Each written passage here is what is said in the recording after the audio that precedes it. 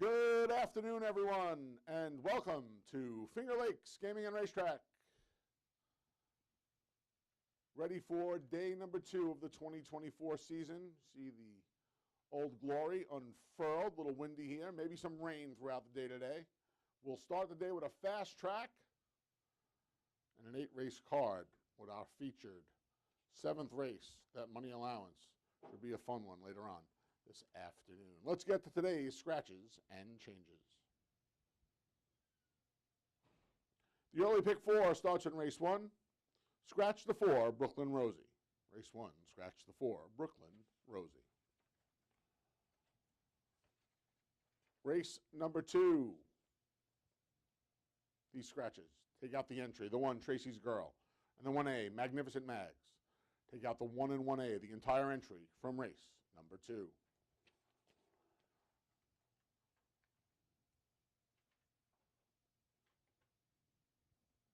Race number 3, the start of the pick 6. There are no changes. Race 4, it's the $1 pick 6, by the way. Race 4 starts the 50-cent pick 5. Couple of rider changes. The 5, Executive Sight. In a row, Beato. Beato rides the 5, and you can waive the apprentice allowance, make the weight 124 pounds. We also have a rider change on the 7, Debo, to Andre Worry. Andre Worry rides the 7, Debo, in race number 4, the start of the 50-cent pick 5. A scratch out of race 5. The start of the late pick 4. Take out the 3, Sol Imperatriz. Scratch the 3 from race 5 and an overweight for the 4, Archivist, 1 pound over. Race 6 kicks off the final pick 3 of the day. There are no changes. Race number 7, our feature. Start of the late double. Overweight on the 1, Throwback, 1 pound over. And in race number 8, today's finale, a rider change for the 3, Sun and Wind, to Heeman Harkey. Heeman Harkey rides the 3, and he's 1 pound over. Fast track, temperature right around 60 degrees, maybe some rain later on today. But for now, we are fast and ready for day 2. Post time for the opener, special post time today at 1:20. We will be back momentarily with the day 2 rendition of Takes from the Lakes with myself and Dave Mattice.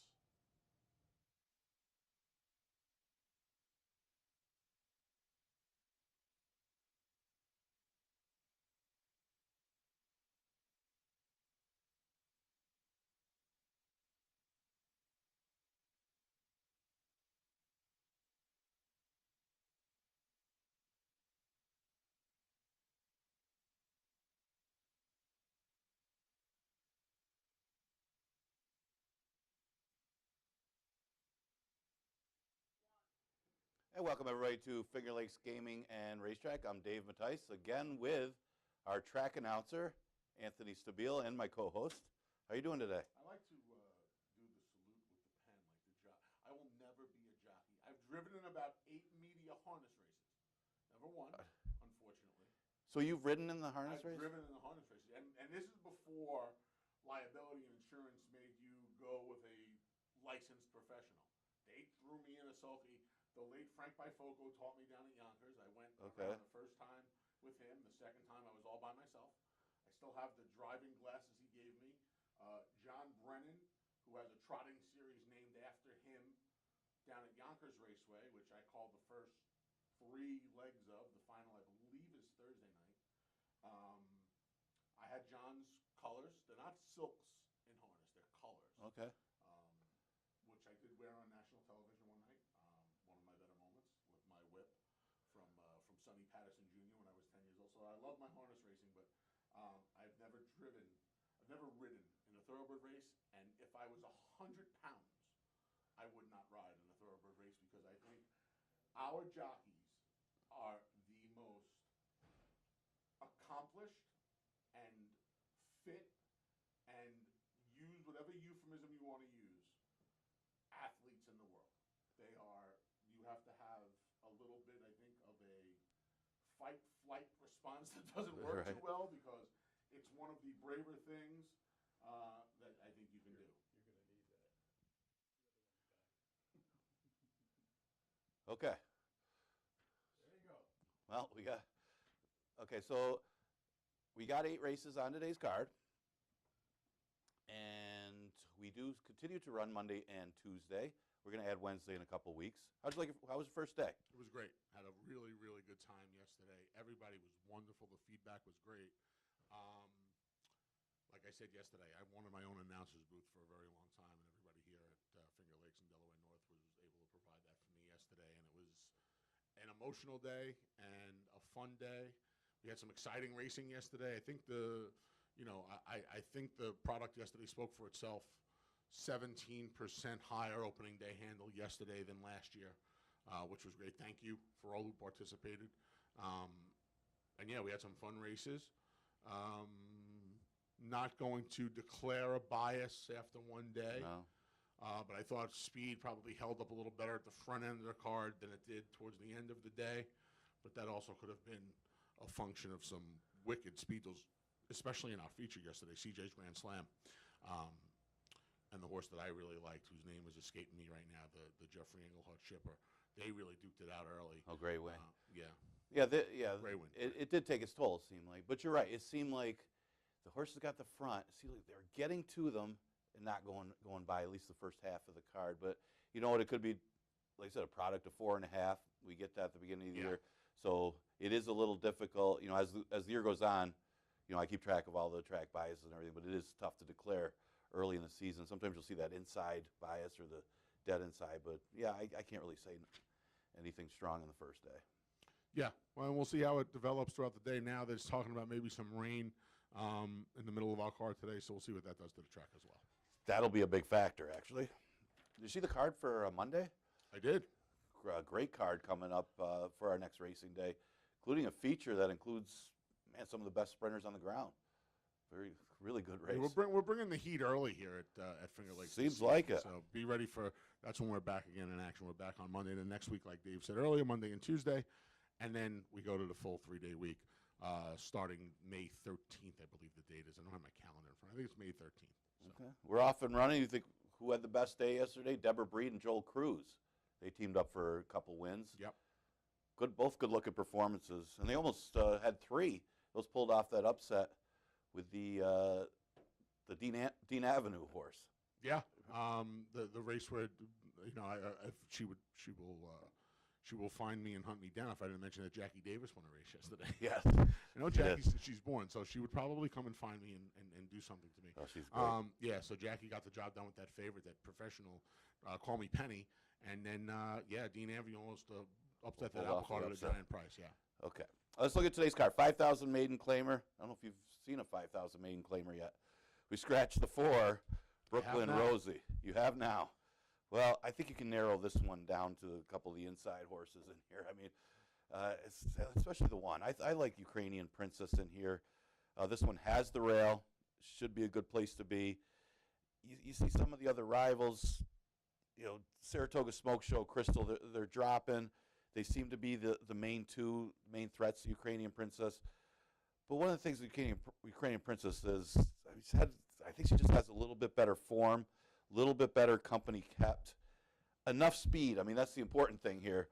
4.5 furlongs. I think Saratoga Smoke Show is not as quick with a shorter distance because it seems longer is going to be better. And Crystal still needs something to prove. I just thought Ukrainian Princess, well bred, by the way, should be tough at this distance and might have the advantage. What did you think? Her former trainer, Bruce Levine, they were actually, I don't want to say they were high on her, but they kind of liked her early in the career. That voided claim that you see on the card early in her career, that was a clerical issue. That was not a vet issue. Okay. And then she came back for the 40 and ran well both times. Nobody bid for 40. They tried to bite for 25. They didn't bite for 40. And now, she went to the bench on a poor effort back in June. She came back from the bench in February and did not run well. And they're doing the right thing here. Get her out of the maiden ranks. At this point, she's a homebred. If you lose her, you lose her. So I think she's in the right spot today, and I agree with you. I think she's going to be very, very tough to beat. Yeah, and those other two seem. I don't know why the three such low odds, but Saratoga Smoke Show probably the main threat. Of course, Crystal, a Florida bred, only had one start against a little bit tougher, drop into 5,000 too. That one could be another contender in race number 1. So 5,000 maiden. We're going to get a few of those this year. Listen. They're the backbone. So I always look forward to the lower level claimers because, like I said, without them, we can't talk about the stakes horses and the allowance horses. You got that right. Second race is a never won 3 condition. We scratched both parts of the 1 entry. And my question will be here, does Wartap have one in the tank at 5,000 to beat these? I mean, she's a very well-bred horse, very well-meant. Things have gone awry the last couple races since being claimed a few starts back. And I just think she's still good enough to beat 5,000s. I mean, bad connection, speed on the outside. I know that horse has got a world of early speed, but I think Wartap could keep up with her early, take over, and hold off a couple of these Maddie Surprise and Sweet Sugar Baby. I just think she's got a little too much back class for this field. So I took a little guff, if you will, for making a 4 to 5 shot, my best play of the day yesterday. And I'm not going to say that I went looking for a horse that wasn't the favorite today, but I went looking for a horse that wasn't going to be the favorite today for the best play of the day. And I think I found the right one here with the number 4, Sweet Sugar Baby. You mentioned Wartapped with her abundance of early speed dropping down for the 5. You mentioned the filling on the outside, Bad Connection, who is staying at the 5 but dealing with a November layoff, right? Wartapped's been gone since January, so she tried her hand down state and she didn't really perform well. The one thing that she did keep though was her early speed. She was, she popped and stopped. 4.5 helps that. Shipping up here is probably going to help that as well, but I don't think the presence of Bad Connection helps her cause at all. So I'm hoping, much like in the feature yesterday, the 2 favorites hit and Sweet Sugar Baby comes and picks up the pieces. So this is, to me, more of a circumstance play that I think she's got to get the right setup. And I also think she's the first one that comes calling on the speed. So she's going to be the 3rd or 4th choice. She's going to, what should be a good setup. And we'll see if Sweet Sugar Baby can pick him up and lay him down late here. Maybe the break's going to help her a little bit too. Well, you'll see it with the call. I mean, it's interesting to see who's faster there early. I mean, Bad Connection, a little cheap speed. Right. Cheap speed. But I learned that letting her go. Cheap speed kills. I know, 4.5. Yeah, so I could possibly see Louis Perez maybe letting her clear. Possibility of that happen. We'll see. It depends on the break. But either way, Wartap's going to be up there and get first run on a couple of these other ones. Maddie Surprise, I think, is another one you got to consider, just because she's at an all-time low. She's at an all-time low as well. But again, not much for early speed is not going to help her for 4.5 when you got Wartapped and Bad Connection out there. Probably 5 or 6 lengths ahead of the rest of them. Right. Yeah. They're gonna be hitting early. I'm just hoping that that Sweet Sugar Baby's in close proximity turning for home. Okay. Third race, mentioned we start the $1 pick 6. There is no carryover. Somebody hit it yesterday. 2,600 maybe. Congratulations if you scooped the opening day pool. We expect a lot of churn from you this year. So thank you. That wasn't bad. There wasn't any really big long shots. No. Nothing really out of the whack. I mean, you beat a few favorites, but nothing really out of whack. That's a good payout. You got to respect people betting the pick 6 on opening day too, without any chance of a carryover. So good on you. Congratulations. You're confident. Yes, sir. That's confidence. Yes, sir. 5,000 claimer, 4.5, and yeah, I was back and forth on a couple of these in here. I mean, I know Margarita Sunrise got a lot of speed. Father Walsh, I don't think he's still the same horse. I'm going to take the 10-year-old. I don't like to take some of these older horses, but I think he's just better than these horses. I mean, I'm talking about Follow the Signs. Comes in here at Finger Lakes. Actually, comes into Finger Lakes for the first time. Yeah, I could not believe that. Yeah. I could not believe it. I was stunned.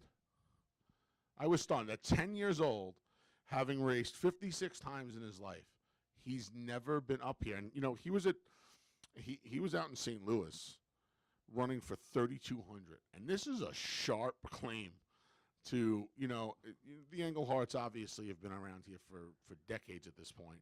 You claim a horse like him, an old hard knocker, he's hit the board in 33 of his 56 lifetime starts. You put him on the farm for 4 months. You get him ready for the meet up here. You get to run him first crack waiver. Between what you paid for him, the upkeep, and the van ride. I got to imagine. Yeah, I paid some van bills last year. I have to imagine the van ride's a good $2,500, $3,000 from down there. Make up that cost. You get some of that money back first crack and being eligible for the waiver. So, yeah, I thought he just made a ton of sense in here. It seems to be a little better on turf. Would you say that too? But I he's mean, good on dirt too. I mean, yeah. he's probably better on dirt than these horses. He's earned more money on the grass, but I think that's also because of the levels he ran on the grass. But yeah, I mean, Numbers-wise, he is very, very versatile. Very versatile. Well, we all get a little more versatile as we get older, right? I'd like to think so. Be in a lot of trouble if I wasn't getting more versatile, I can tell you that. Maybe not so much wiser. No, absolutely not. Zero chance.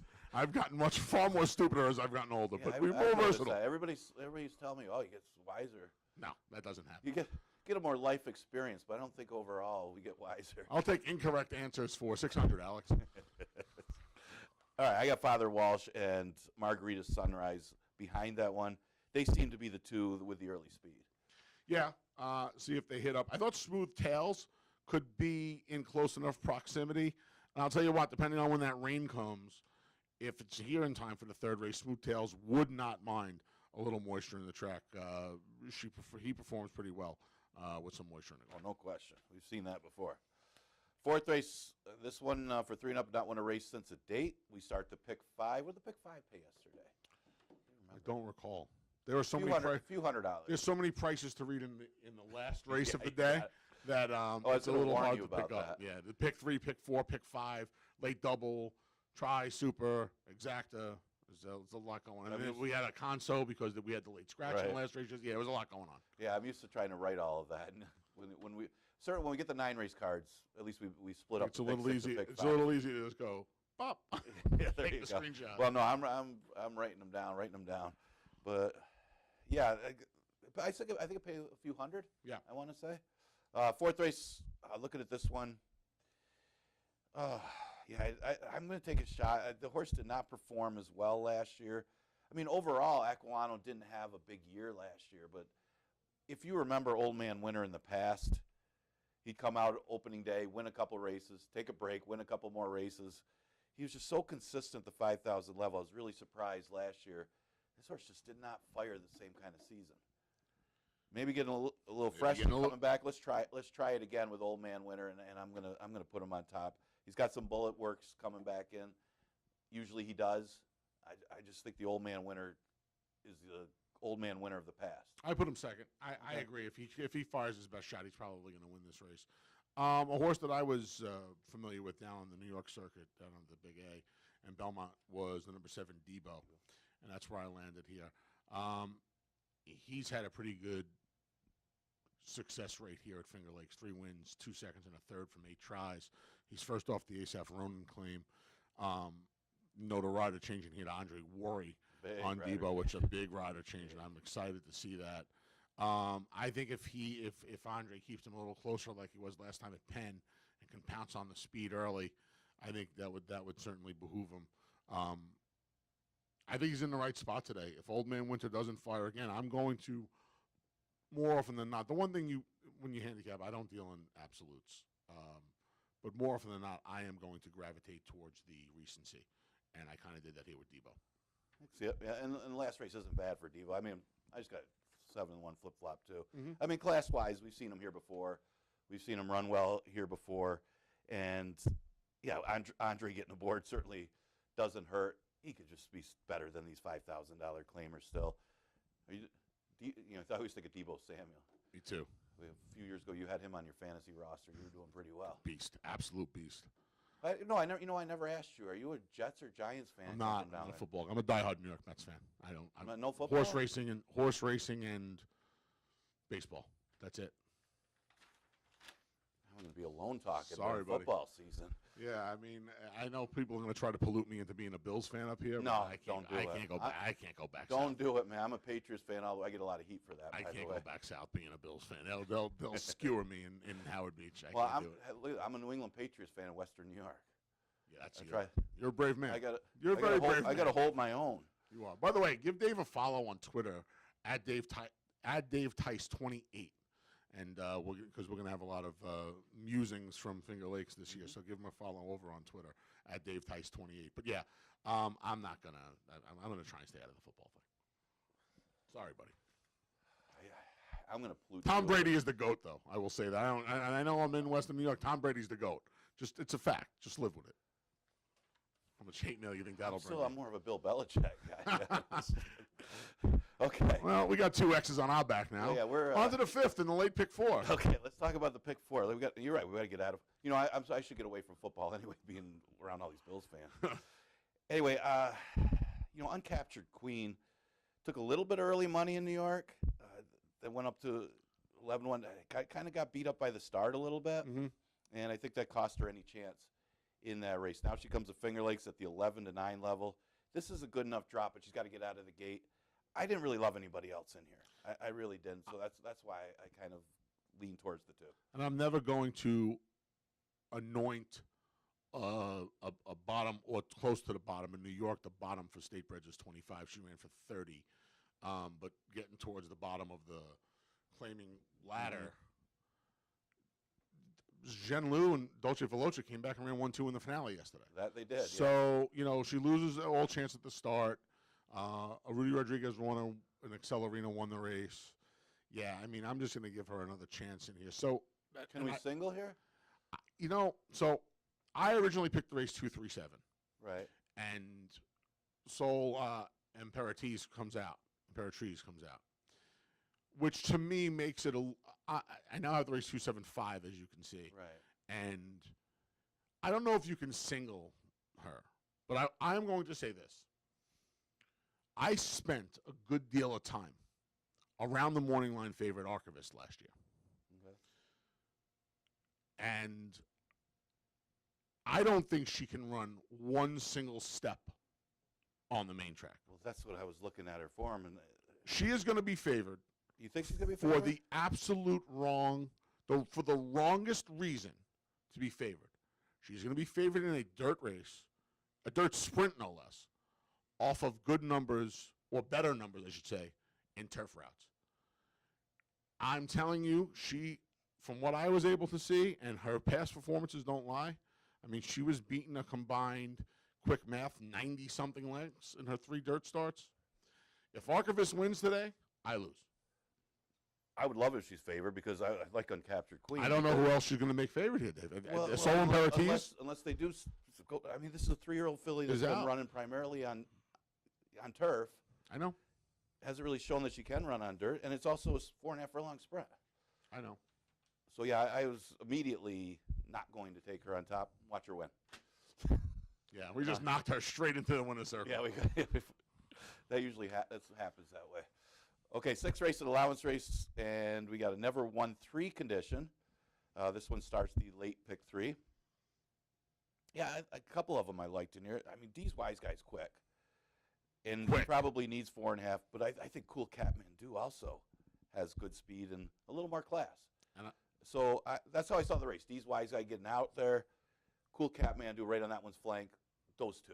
I mean, that's unless it takes its toll, unless they go a little bit too quick. I could see a pretty quick first quarter, though, with these 2, because I knew Dee's Wise Guy probably needs 4.5 furlongs. We saw the horse last year. He looked good early and then stopped. So I'm against Dee's Wise Guy in here for 2 reasons. One, I think he's going to be lower than the 5-1. Right, he definitely will. 2, he coughs up these leads without any pressure. And the 2 things in here are, A, I don't know if he's faster than Cool Catmandu. He might not be. And he's B, inside him, though. Right. He's inside of him, and I agree with that. But that almost makes it worse because now it gives Cool Catmandu the option to either apply as much pressure as he wants or, I believe Andre's on Cool Catmandu, right? Yeah. Andre can say, well, this horse comes back, whether he gets pressure or not in front of me. Let me sit there. a length off Right. of him. Let me just shadow him and try and get him whenever I want him. That's So what I'm thinking. I think if you're looking for a single in the sequence, it could be Cool Kathmandu with the class relief and the 4.5 and the race under his belt from off the 3.5 month layoff. I think he's the one, because the horse I put second, Kentucky Joker, got claimed from Linda Rice, came back in the starter 50, and this horse was entered for 16. She scratched the horse for 16, Linda did. Ran the horse back for the 40, and somebody went anyway. So it went from being what would have been a 15-way shake to, I want to say, a 2-way shake. Don't quote me on that, though. But Chris jumped in, got the money, basically got all the money back almost all the money back for the claim. But then the 2 subsequent races against straight state breds, they were not very good. Not good at all. I mean, that race 2 back, he took every dime on the board at 5-2, almost 3-1. He didn't run 2 steps, and he came back and ran significantly worse last time. So I don't know if it was the type of thing where off the layoff, he did what he did, put his hands on him a little bit, got the money first time, and then he just kind of fell apart on him. But I don't want to I put him second because I don't really like D's Wise guy. But I think Cool Kathmandu is the single in the sequence over anybody else, just because a little more class as well. But I can see it because he doesn't have much for early speed. He could be just passing everybody that's stopping. Maybe. Chasing. Pick up some speed and pieces. Stopping. Yeah. It's tough at 4.5 when you're trying to pace handicap sometimes because it's such a short distance. I learned that yesterday very quickly. I had never called a race shorter than 5.5 furlongs. And when the gate opens, is all you see are arms and reins. Like, I missed the horse breaking slowly in the last race, and I pride myself on not missing those things. But it's so frenetic in these races coming out of the gate. You got to be aggressive. Yeah, you just see reins and arms going. So it's a little taken aback. And the one thing that confused me a little bit yesterday, which you would think would be a little easier, the numbered hat colors. Everywhere I've called in the past, it's been the owner's hat color. This actually, in theory, it would make it a little easier, but it kind of threw me for a little bit of a loop yesterday. We'll be all right. Get used to it. Yeah, you're okay. No problem. You ever call this quarter horse race? No. You see 4.5. No. I don't even I know called what's going on. You know what? That's a lie. I called a 4.5 furlong harness race. Did you? I did. We had a series at Yonkers this past. That's right. I called last fall, from 4.5 to 1.25 miles. Were they all going like this after trying to go too quick? That's just over once around down at Yonkers, 1.5 mile. Yeah, it was interesting. I forgot about that. Okay, 7th race. It shows I don't know much about harness. Phillies and Bears. That was a race other than or never won 4 races. Kind of keep an eye on that split condition here. Mm-hmm. Little Miss Sunshine was really good last year. She's actually up for top 3-year-old filly of the year. She should be. And she'll probably win it. We've had a few good ones, though, but she's undefeated. That's one thing you say about Little Miss Sunshine going through conditions. I don't see any reason, if she keeps her form, that she should keep it going. Of course, that's an F. I don't blame anybody for taking a shot against her if she's 7-5.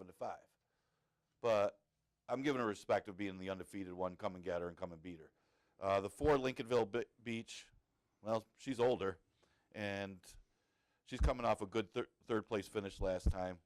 Doesn't have much for early speed. That's going to hurt her at 4.5. But I think she's got the numbers in the class to be right there. And then Lockbox coming off a win. I think she did take advantage of a race that just didn't have any speed. When talking about Lockbox. Agreed. And she dug in. And she's run well here against some pretty good competition. I think she can make the numbers. She's not going to get a race like she did last time, which really was to her favor because there was absolutely no speed in that race, and she took advantage. To me, it looks like when I went through this race, Throwback's a little dressed up because she's forward in slower races. Lockbox a little dressed off the win, where she was the speed in a slow race, right? Yes. Little Miss Sunshine's coming off the layoff, well, and she is as moto and as obvious as it gets. I mean, the Army Mules, whatever level they run at, they're all performing. And she's a nice little filly. I'll tell you one thing. None of these fillies, on paper anyway, have faced. And that's the speed of the 7 Curl Talk. Mm-hmm. Now, Curl Talk is 6 years old, and she's only run 5 times in her career. So obviously, didn't debut until she was 4. Obviously, 1,000,001 problems there. Mm-hmm. when she steps on a racetrack, she brings her speed with her. And she showed speed in her debut. She showed speed in the return from a 7.5-month layoff. I'm going to assume, right, this game's all about the PPs, that she's going to show speed again. And going 4.5, full of in a race full of horses that look a lot faster on paper than they actually are on the racetrack, I'm going to take a chance with Mikey Davila putting her on the front end and trying to hold off Little Miss Sunshine. I think he can go too deep in here, 5s and 7s. And if somebody else beats me in here besides the 5 and the 7, good luck. I think on paper she's the best horse. I think really the thing is the layoff. The layoff. It's over a year layoff. I don't disagree with you on that, and she is quick. It's just we've seen it before, and 4.5 might make her okay. Right. If this was 5.5, 6 furlongs, if it was 6 furlongs, I probably would have discounted her right away. If this was 6 furlongs, I wouldn't have had a 1, 2, 3. Right. But the fact that it's 4.5 and she's running against a bunch of other fillies and mares, that she is just flat out faster than the first half mile. Right. I hope she can hang on for the last 16th of a mile. Let's hope we don't see too many win off the long layoff here at Finger Lakes. But at 4.5, with a good horse like Game that, changes. Yeah, it is a game. It could be. That could be the factor. 11-9 claimer, the last, and I'm just going with speed. We saw the full of this horse run yesterday, talking about Bustin' Roxy. Yep. Horse stops. I mean, she does. She stops. She gets out there. She's quick, but she makes it interesting. I think maybe 4.5 today. She could get out there. I still think they make it interesting, but I think she can hang on. Yeah, the full ran well. Ran chased and held second yesterday. Yeah, absolutely, and she makes a ton of sense. She'll probably be the favorite, and she's deservedly so going the 4.5. You know what I find weird? She's only 4, so she'd really only have one opportunity to do it. But you notice a lot of these horses coming off the layoff have never run at the 4.5, so they've either waited a little longer. Yeah, it's really strange. Anybody who's followed me in my career knew there was zero chance that I wasn't going to pick the first Rudy Rodriguez horse that was running up here at Finger Lakes. And I almost had to make this pick just to accommodate them. That horse won't be 8-1. No, of course not. There's no way. Right. Heman Harkey riding, by the way. Louis Rivera Jr. Not surprisingly, did not make the trip up here. And she's just taking just an absolute class drop. It was don't be confused, by the way, by the 20 tag last time. That was against straight 3-year-olds, so it wasn't like it was an open race, but she's another one, and she's going to take advantage of the 4.5. She is nowhere near as fast as Bustin' Roxy. She's not. Bustin' Roxy's faster, but I'm sure Harkey's going to put her in position. She's inside of Bustin' Roxy. He's going to put her in the race early, and if she can pick Bustin' Roxy up, she can pick Bustin' Roxy up. I think you got to use her. I got her in the top 3. I think you got to use her just on class. I know they've restricted 3s, like you said. But a couple of those are better races. I mean, you got to think better than her 11 and 9s. Yeah, I mean, she got beat less than 4 lengths in a $500,000 New York Stallion Series race. Four starts back. So, and again, she needs this distance in this class relief. They're going to help her immensely. She's not going to be 8-1. If she's 7-2, 4-1, I think she's a square enough price to try to upset Bustin' Roxy, who I absolutely know is the filly to beat in the race. Yeah, I think those are going to be the 2 favorites. To be honest with you. Yeah, 8-1's a little high, but maybe that's where you catch the value in the picks. Hope so. They don't bet her till the race. They're usually on the morning line a little bit. When a little blind in the pick 4, pick 5. Yep. Sometimes that's where you can get the value. Anyway, I got to get you up there to do the race calls. We got a little extra time today. First post 1:20, not 1:15 today. Keep that in mind. Saturday, Kentucky Derby Day. I'll be here. He'll be here. He'll be here at 10. I'll be working security. Everybody will be here at 10 because we open at 10. Special early start time for Derby. You'll be able to bet the entire Churchill Downs card. Kentucky Derby 150 goes off around 6:57. Who's counting? You'll still be here. That's a long day for me. Yeah. I mean, I'm going to switch just a little bit. You have a Derby horse? No, not yet. Okay. I'm not giving that out till that day. For 25 years, I have covered the Kentucky Derby like it was part of my religion. I'm Roman Catholic. And for the first year, no New York Post, the Naira stuff, VegasInsider.com is a place I used to. I'll be at Mohegan Sun for the Derby, as I am almost every year at Connecticut. I don't have an official pick yet. But I will tell you, I will give you these 2 tidbits. Again, for those of you who followed me, Bill Mott's my favorite trainer of all time. I think Resilience gets the right trip, and I'm going to give you a 40-1 shot that's going to get into the gimmicks. This guy using the top 3 or 4, right? Society Man, the number 20. I think it's a great draw for him to just let everything else sort itself out in front. I think Society Man gets in the gimmicks. Well, ask any of my ex-girlfriends. I have commitment issues. I'm not going to get on a derby horse. Buddy, we're not going to talk about ex-girlfriends here. Trust me. Until the day of, when you look at pace, look at everything, I'm not going to commit to anything until that day. Okay. Because you always change your mind. I mean, like certain races, 20-horse field, you got the option to change your mind. And I want to keep that option. Okay. Anyway, enjoy today's card. Free PPs, Equibase. Go to fingerlakesgaming.com. Sorry. No, you're good. Equibase PPs each and every day of the 2024 meet. Go download them at fingerlakesgaming.com. Okay. Thank Anthony for being on again. Next live racing day, of course, will be. What a great card we have next week. Yeah, Monday. Monday's great. We're running Monday and Tuesday next week, 1:15 first post. We'll see you then.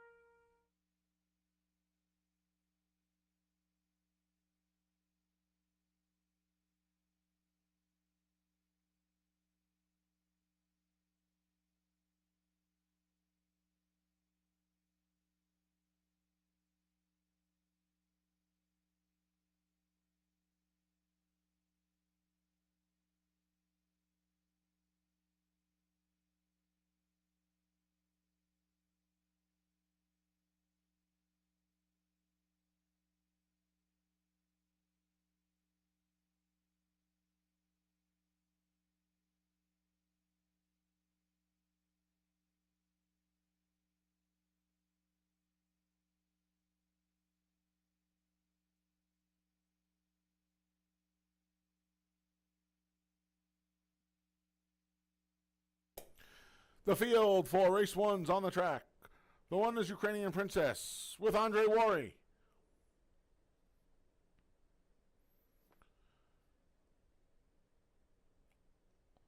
There's the 3, the mischievous one with Nazario Alvarado.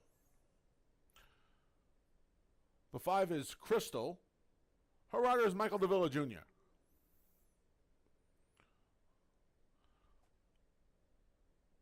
The 6 is Indian Penny with Rafael Rohina Jr. And the 7's Paulie's Angel. Carlos Camilo rides. Somewhere out there is the number 2 Saratoga Smoke Show. There she is with John Davila Jr. Scratch the 4, Brooklyn Rosie. An early pick 4 starts here. Quickly give you the changes. Race number 2, you can scratch the entire entry. The 1, Tracy's Girl, and the 1A, Magnificent Mags. 1 and 1A out of race 2. And if you go to race 4, a couple of rider changes.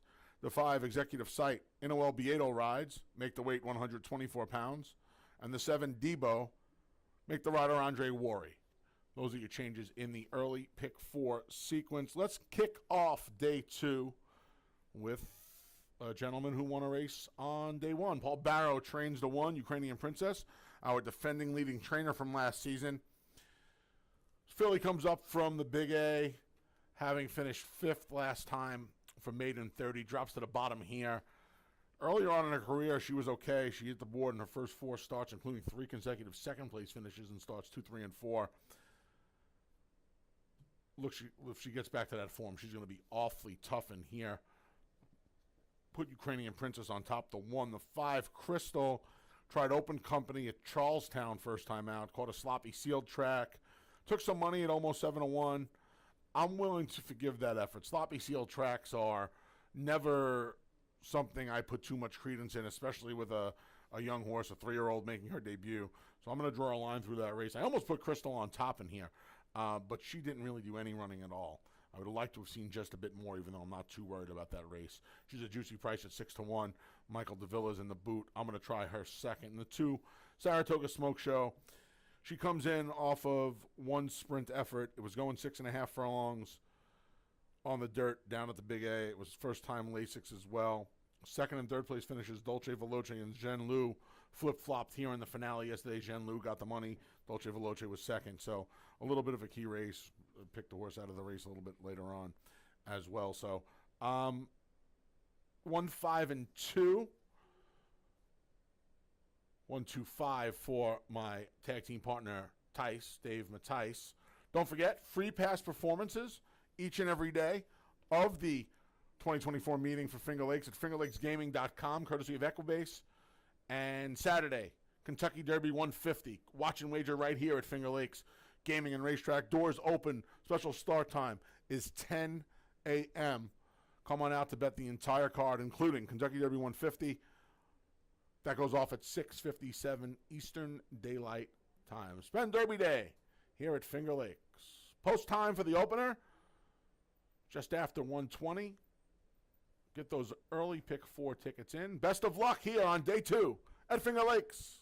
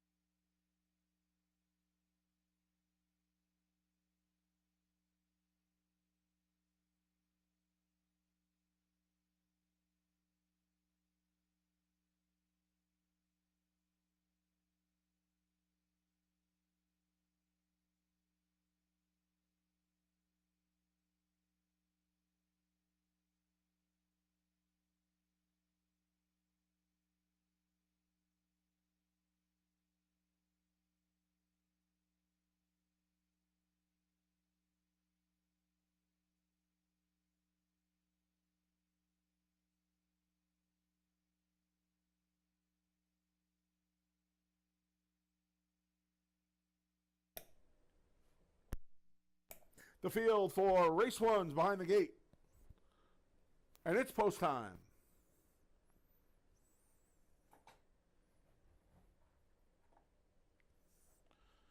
Getting set for the Tuesday opener, Ukrainian Princess Saratoga Smoke Show in. Head over to fingerlakesgaming.com to download your free Echo-based PPs available each and every day of the 2024 meeting. The Mischievous One and Crystal are in. We are waiting on Indian Penny.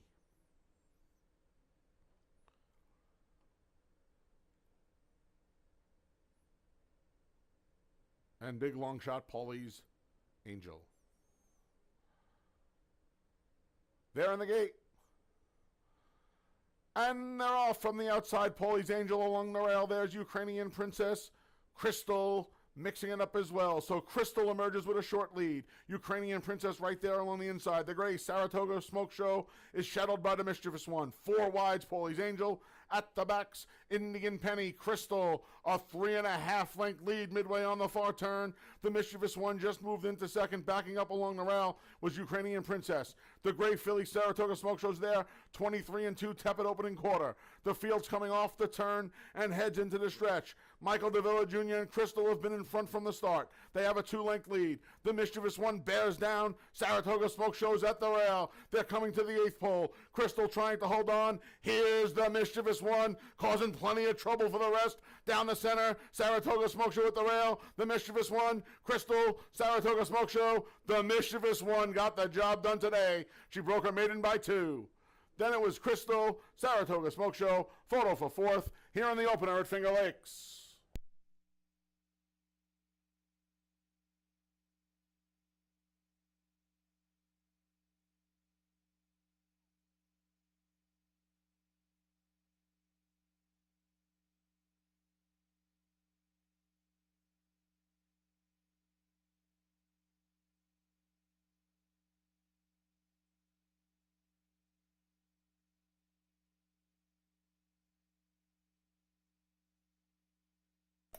Number 3, the Mischievous One, was first. 5, Crystal second. 2, Saratoga Smoke Show was third. It's a photo for 4th.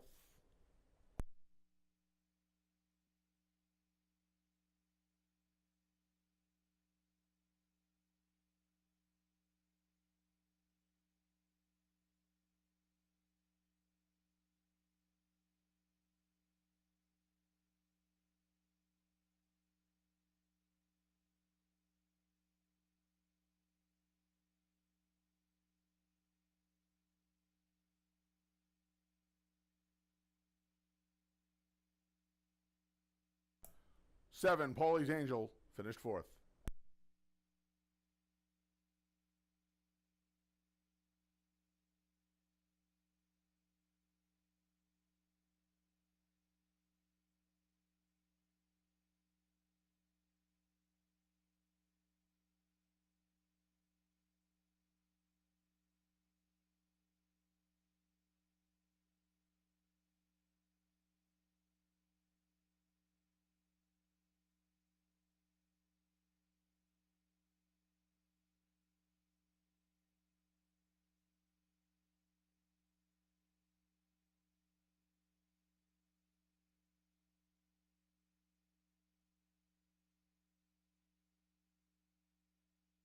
Returning to the winner's circles, number 3, the Mischievous One.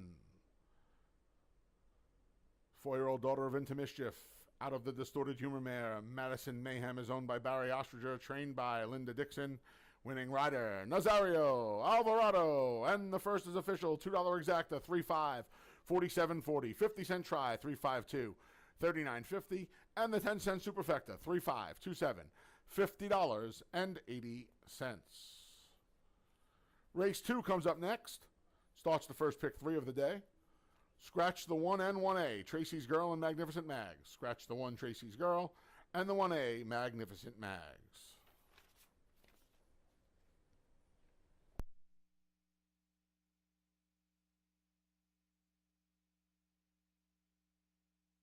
Post time for race 2 is in 23 minutes.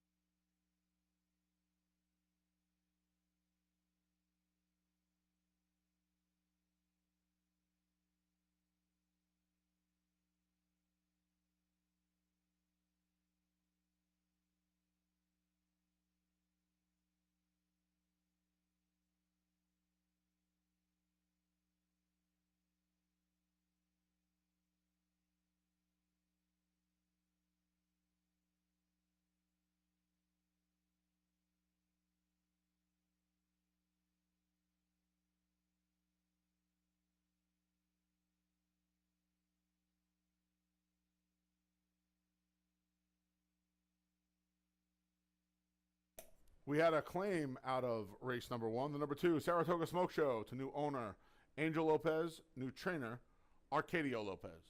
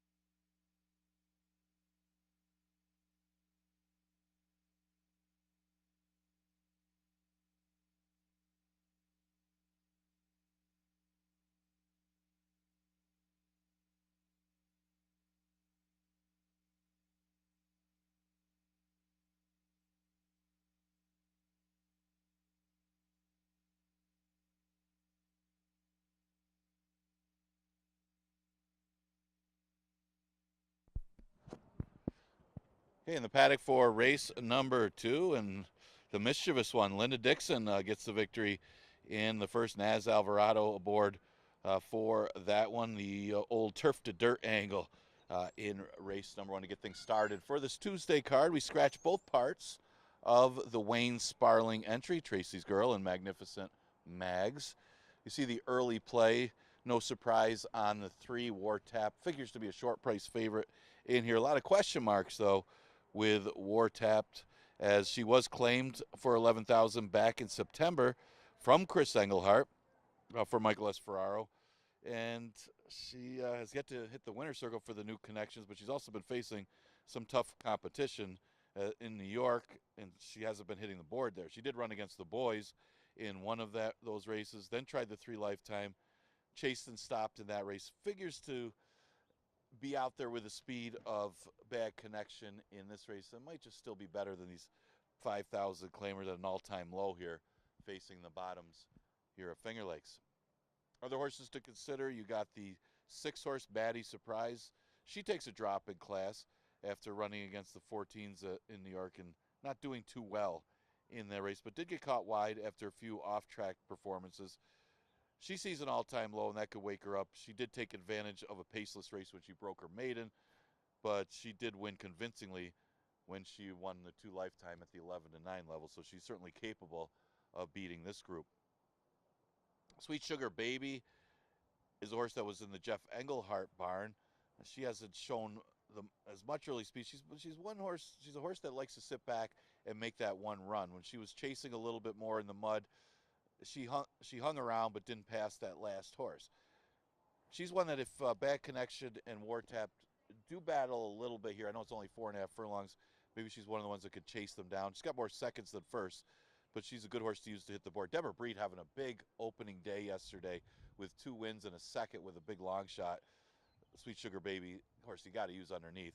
She's currently at odds of 4-1. And I mentioned Bad Connection. She's the other speed from the outside. Interesting to see what War Tapped will do to deal with that rival. It is only 4.5 furlongs. Bad Connection, usually one way of going, send out there the front end, and maybe the 4.5 furlongs could make it easier for her. She doesn't go against a pretty tough group, especially including the heavy favorite War Tap. Some of the contenders for race number 2, Exacta, Trifecta, Superfecta, Daily Double, and Pick 3 starts here against scratch both parts of the 1 entry, Tracy's Girl, Magnificent Mags.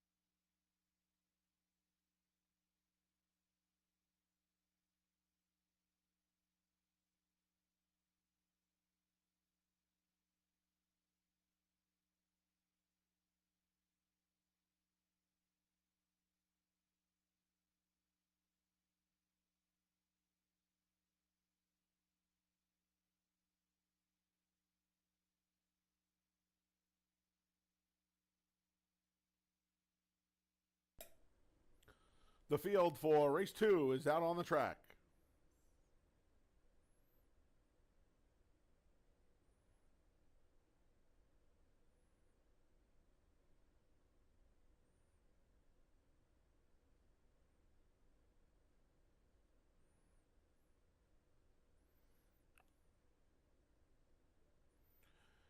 Scratch the 1 and the 1A. The 2 is Bonfire Diva with Stephen Fred aboard. The 3 is War Tapped. Luis Perez is in the saddle. The 4 is Sweet Sugar Baby with Anthony Rodriguez.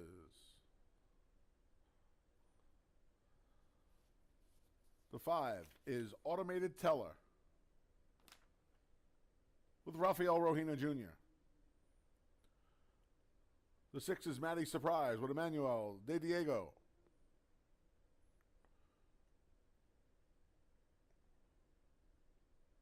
And the 7 is Bad Connection with Nazario Alvarado looking to sweep today's early double.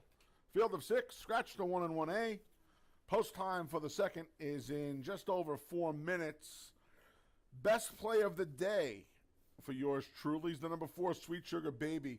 Later on in the day yesterday, after some speed dominated early on, and I'm not saying speed went bad yesterday, but towards the end of the day, you saw the speed duels start to take their toll a little bit more. And back markers or horses in close proximity at the very least were able to pick up the pieces late.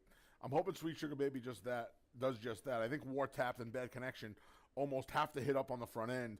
The way the shake took place with War Tapped being inside of Bad Connection, I would imagine there's going to be a little bit of a war on the front end. I think they're evenly matched as far as speed goes, and I think that puts Sweet Sugar Baby in the right spot. A lot of the other fillies in here, the 2 Bonfire Diva, she has speed, but it's going long.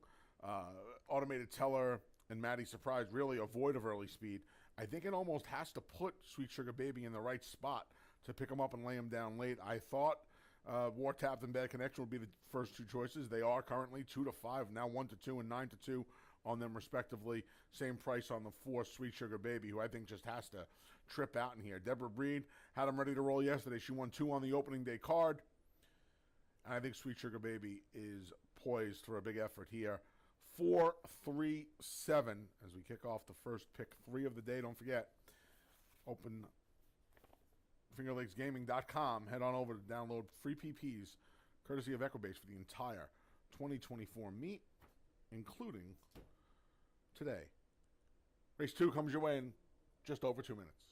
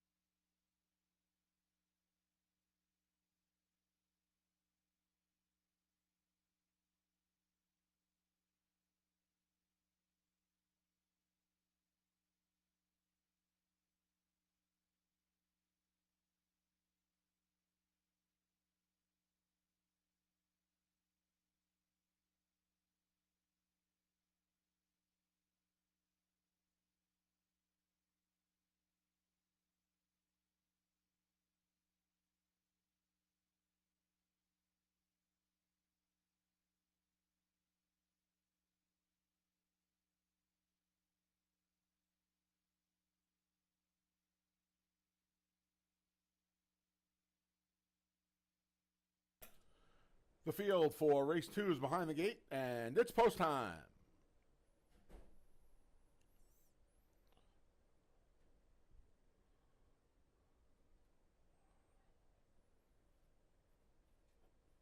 Bonfire Diva, the first to load, followed by your 3 to 5 favorite currently, the 3 War Tapped.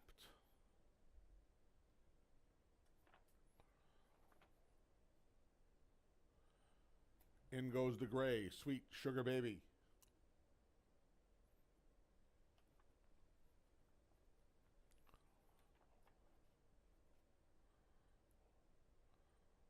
Automated tellers next.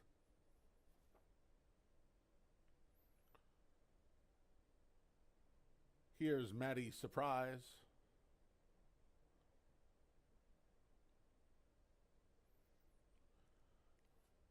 And the last to load is Bad Connection.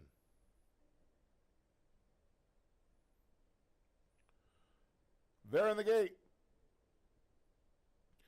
And they're off. War Tapped first. Outside Bad Connection from the rail. Bonfire Diva. These 3 speed off. They have a 2.5, 3-length lead over Sweet Sugar Baby. Along the outside is Maddie Surprise, and the trailer is Automated Teller. Now Bonfire Diva and Bad Connection go at it.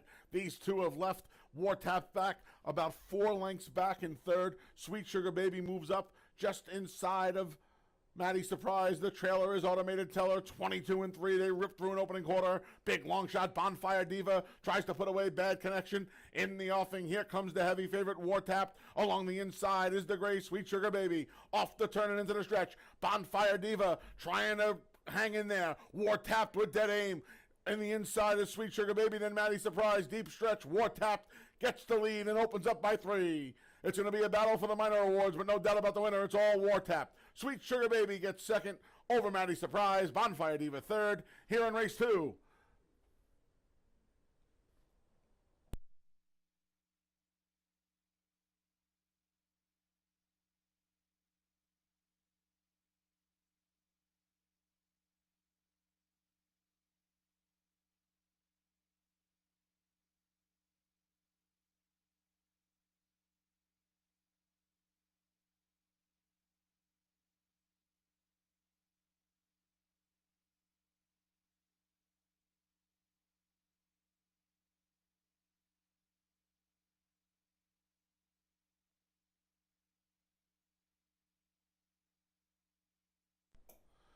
Number 3, War Tapped was first. It's a photo for second.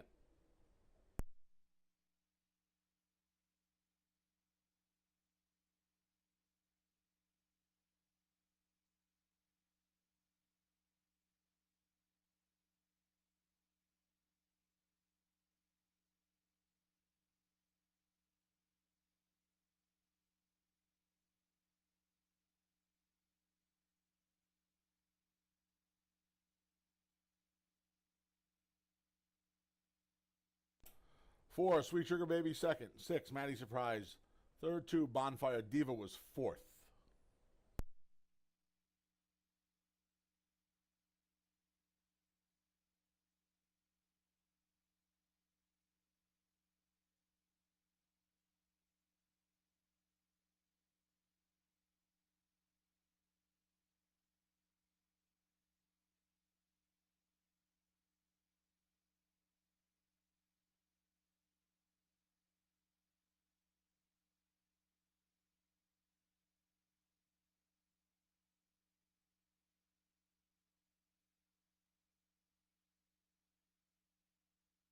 Returning to the winner's circles, the number 3, War Tapped. 4-year-old daughter of War Dancer. Out of the Read the Footnotes mare, Untapped Secret, was bred in New York. She's owned by J&M Racing Stables, trained by Michael S. Ferraro, winning rider Luis Perez. And it's official.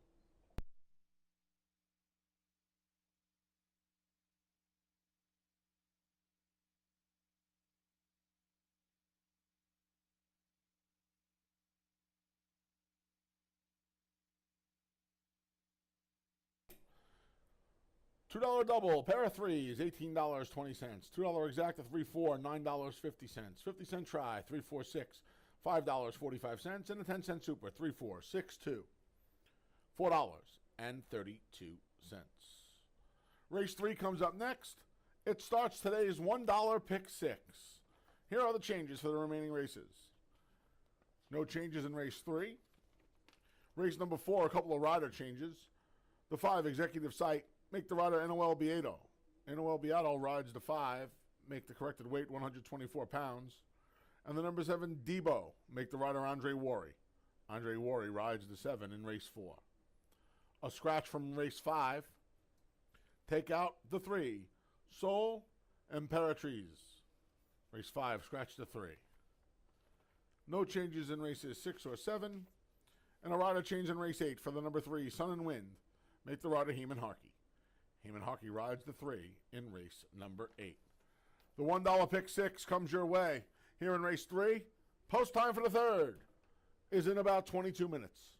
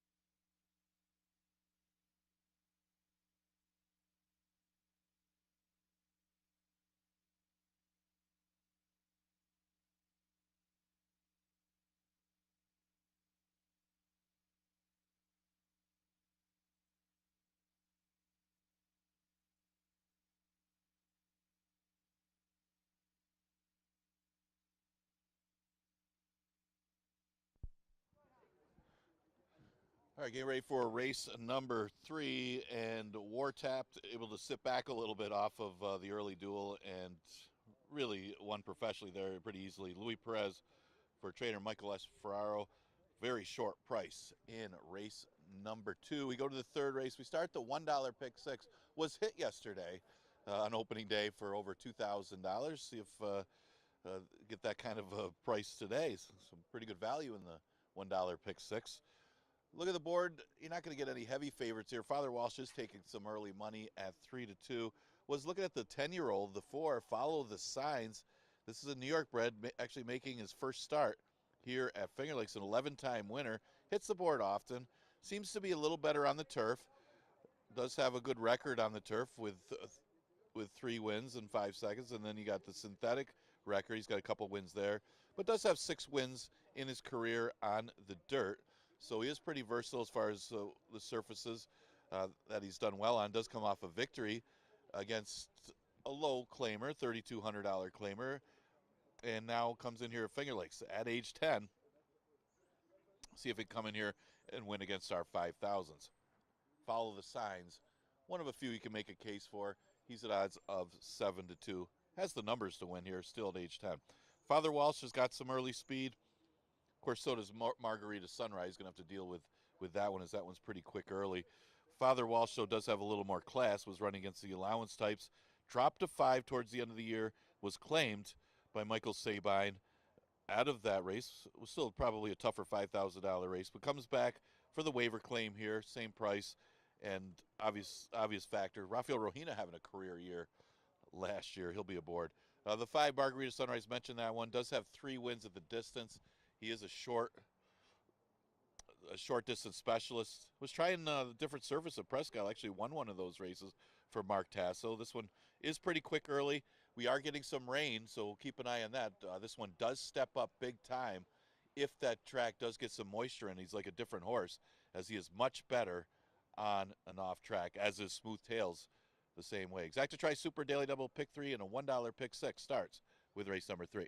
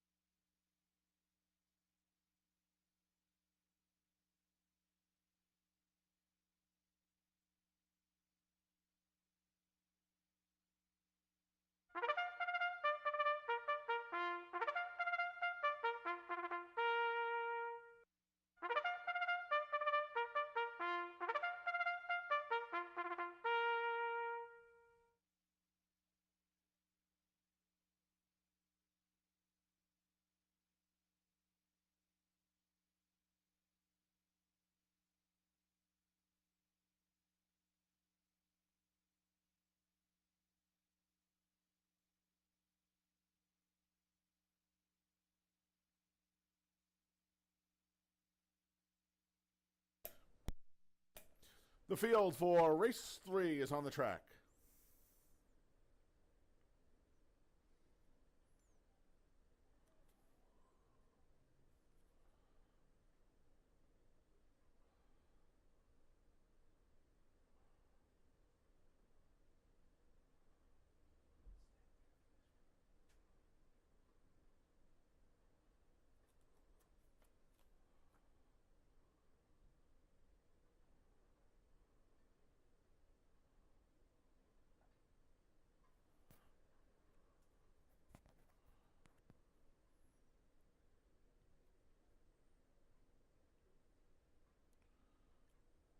The one is Mass Appeal with Heeman Harkey.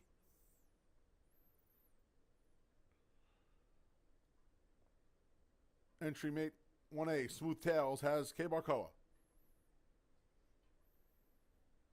The 2 is Big Bad Bud with Michael Davila Jr. The 3 is Father Walsh with Rafael Rohina Jr. The 4 is Follow the Signs. Andre Worry rides.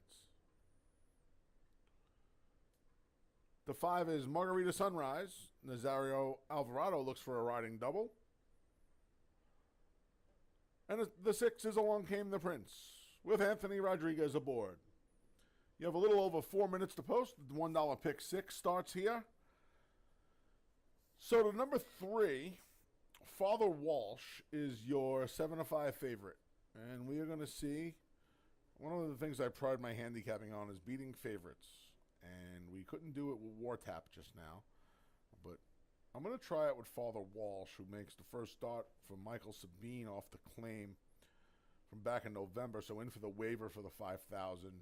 Last time this horse got the job done was last July, going gate to wire at 6 furlongs. I don't know if the 4.5. Now this horse is a good record at 4.5, but with the draw and with Smooth Tails in here and with Margarita Sunrise in here, Rafael Rohina Jr. is really going to have to put the pedal to the metal early. 7-5, I think, is too short a price.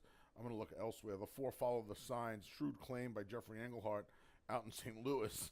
Another one in for the waiver. Amazingly, the 10-year-old has made 56 starts, and not a single one of them for a state bred has been made here in the great state of New York at Finger Lakes. I'm stunned by this.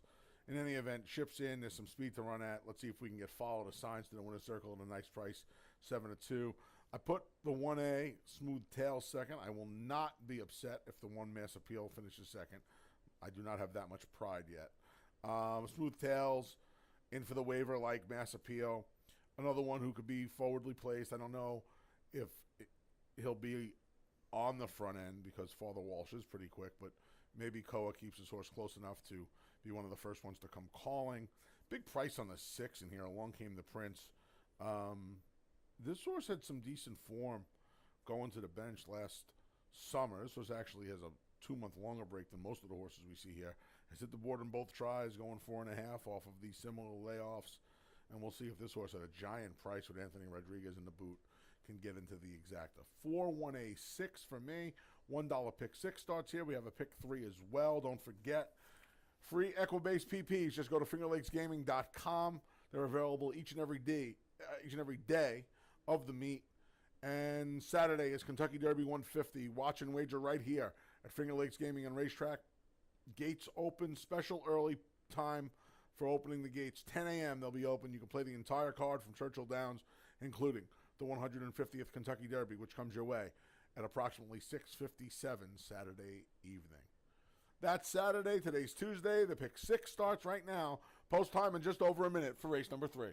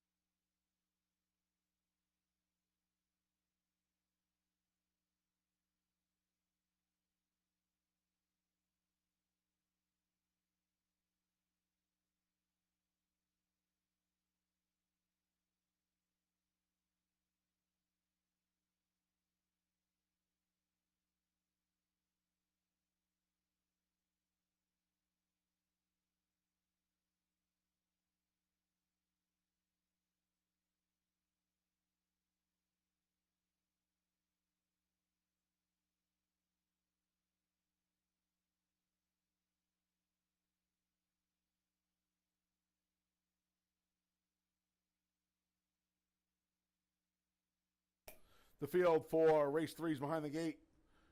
And it's post time. First to load here is Big Bad Bud. He's followed by Father Walsh, your current 3-2 favorite.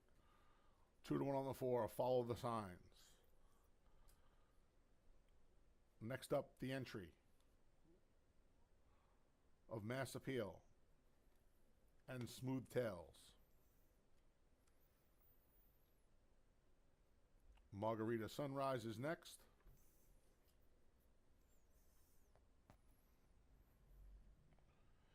And the last to load is Along Came the Prince. They're in the gate. And they're off. As expected, there goes Father Walsh for the lead. Mass Appeal gives chase in second. Along the inside is Big Bad Bud. Outside is Margarita Sunrise. Between horses, there's Follow the Signs. Then Smooth Tails, and Along Came the Prince is widest of all. Father Walsh speeds off to a 2-length lead. Mass Appeal gives chase in second. Margarita Sunrise under a ride in third. Along Came the Prince, widest of all. 22-3 the opening quarter. Between horses, here comes Follow the Signs. Smooth Tails is there, and along the inside's Big Bad Bud. Off the turn and into the stretch. Father Walsh trying to hold off Mass Appeal. Mass Appeal just went by Father Walsh, who tries to battle back.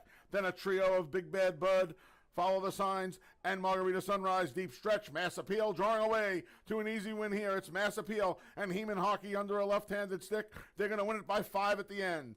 Big Bad Bud along for second. Then Father Walsh. Smooth Tails, rounding out the super, will be Follow the Signs. 1, 2, 3, 4. Final time, 53-1.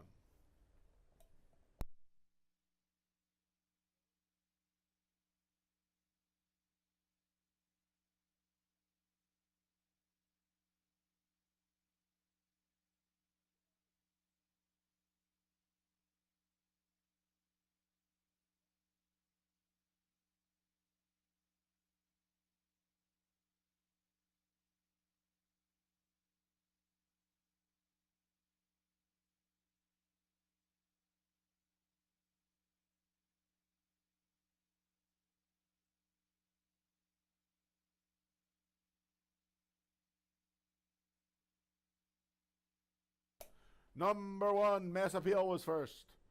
2, Big Bad Bud second. 3, Father Walsh third. It's a photo for fourth.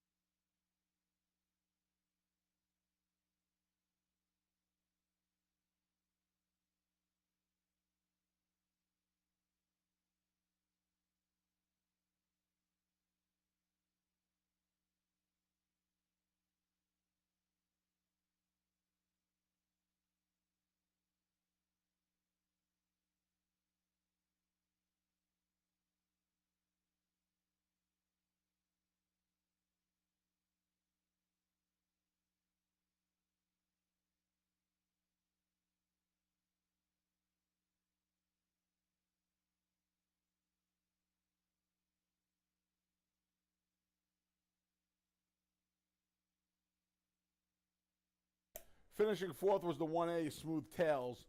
Finishing fifth for superfecta purposes was the number 4, Follow the Signs. Winning superfecta combination here, 1, 2, 3, 4. Returning to the winner's circle is the number 1, Mass Appeal. The 8-year-old gelding is by Speightstown out of the successful appeal mare, Appealing Zophie. Mass Appeal is owned and trained by Timothy P. Murphy. Winning rider, Heeman Hockey.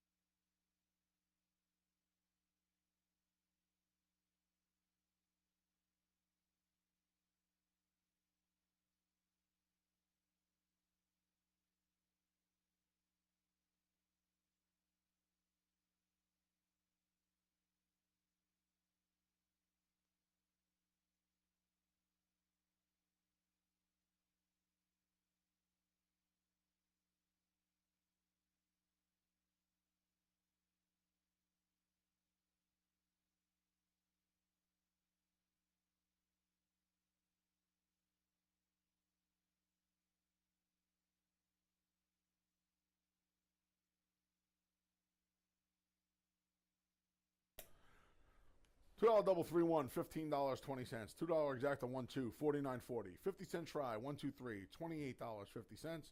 And the 10-cent super, 1-2-3-4, $10.10. Race 4 comes up next. Race 4 kicks off the 50-cent pick 5. Couple of rider changes here in the 4th. Number 5, Executive Sight, make the rider Noel Beato, make the corrected weight 124 pounds, waive the apprentice allowance. And the number 7, Debo, rider change to Andre Worry. Worry rides the 7, Debo, here in race number 4. Again, that 50-cent pick 5 kicks off here in the 4th. Post time is in 19 minutes.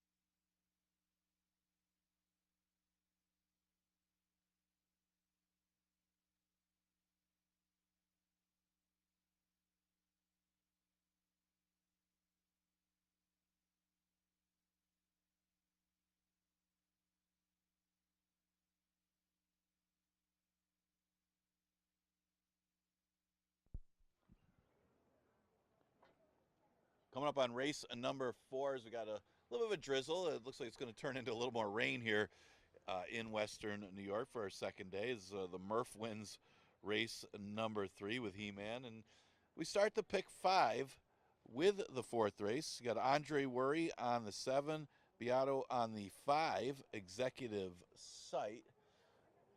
Some early money as a stick. The even money favorite's the 1 Old Man Winner. And, you know, there's some question marks about Old Man Winner.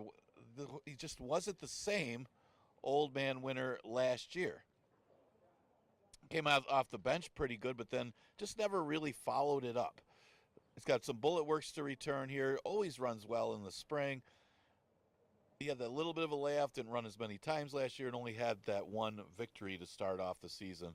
We'll see if Old Man Winner can return and do his usual early season victory. This is the type of field that he can beat if he's on his A game.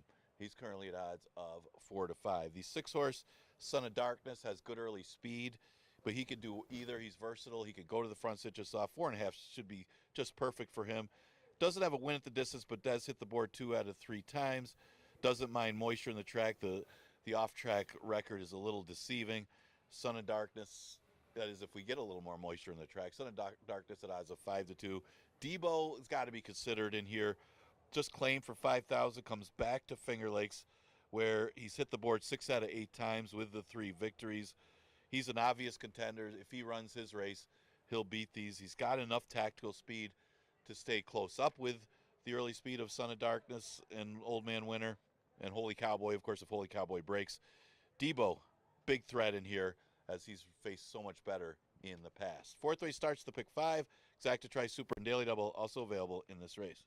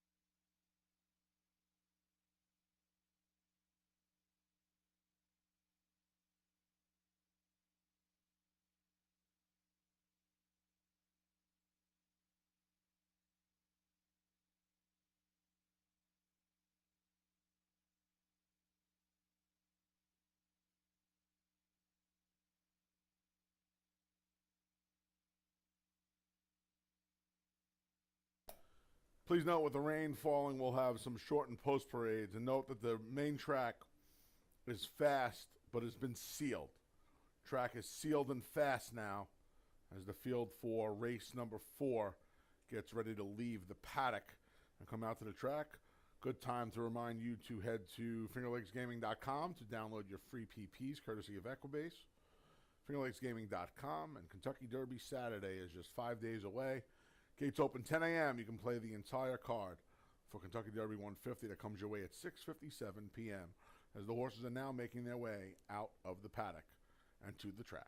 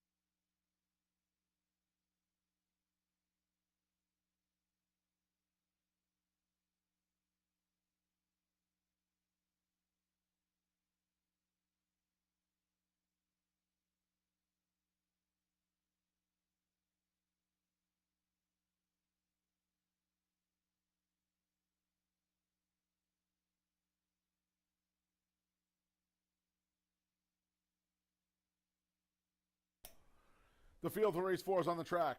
The 1 Old Man Winter has been excused from the post parade. He's ridden by Michael Davila. The 2 is Quick Flash with Luis Perez. The 3 is Holy Cowboy with Anthony Rodriguez. The 4 is Sneeds. Cabracoa rides. The 5 is Executive Sight. Note the rider changed to Noel Beato. The 6 is Son of Darkness with Jackie Davis. And the 7 is Debo. Note the rider changed to Andre Worry. Pick 5 starts here. Post time in just a few minutes. We'll go through this quick. I think Debo's has a really good chance today. First off, the Asaph Ronan claim. Going to get the rider switch to Andre Worry. See if he can pick him up and lay him down late. Track's sealed now. This horse has had some success over sealed tracks, wet tracks in general. I'm going to try the 7 Debo to 1 Old Man Winter. Currently, even money favorite. I don't think anybody in here should be under 3-1, 5-2. He is. He's another one's had some success with moisture in the ground, and there's some moisture now. We'll see what he does from the rail with Michael Davila Jr. And then the 6, Son of Darkness, has not raced well in his first 2 starts for New Barn, Carl Callahan, but, there's a big but, he's got some speed. And he's hit the board in 2 of his 3 tries at this distance. And there's not a ton of speed in here. Maybe Holy Cowboy can keep him company early, but Son of Darkness should be on a close to the lead with Jackie Davis. 7-1-6 for me. I would use all 3 of them if you're playing the pick 5, period. 50-cent minimum wager. Head on over to play today's pick 5. You got about a minute and a half to post.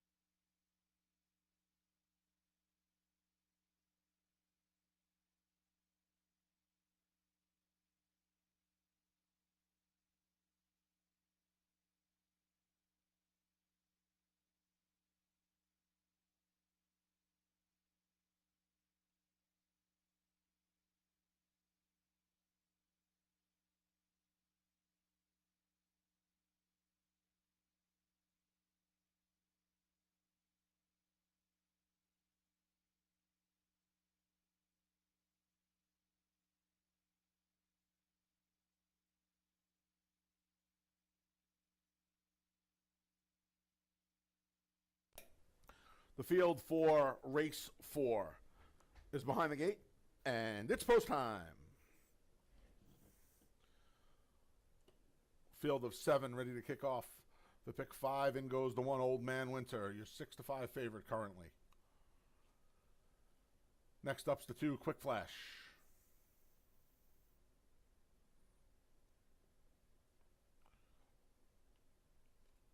3, Holy Cowboys next.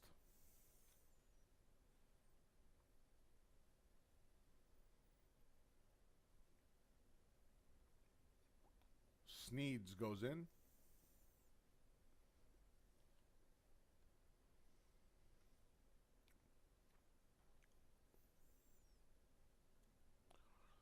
Executive Sight loads. Son of Darkness goes in. And the last to load is Debo.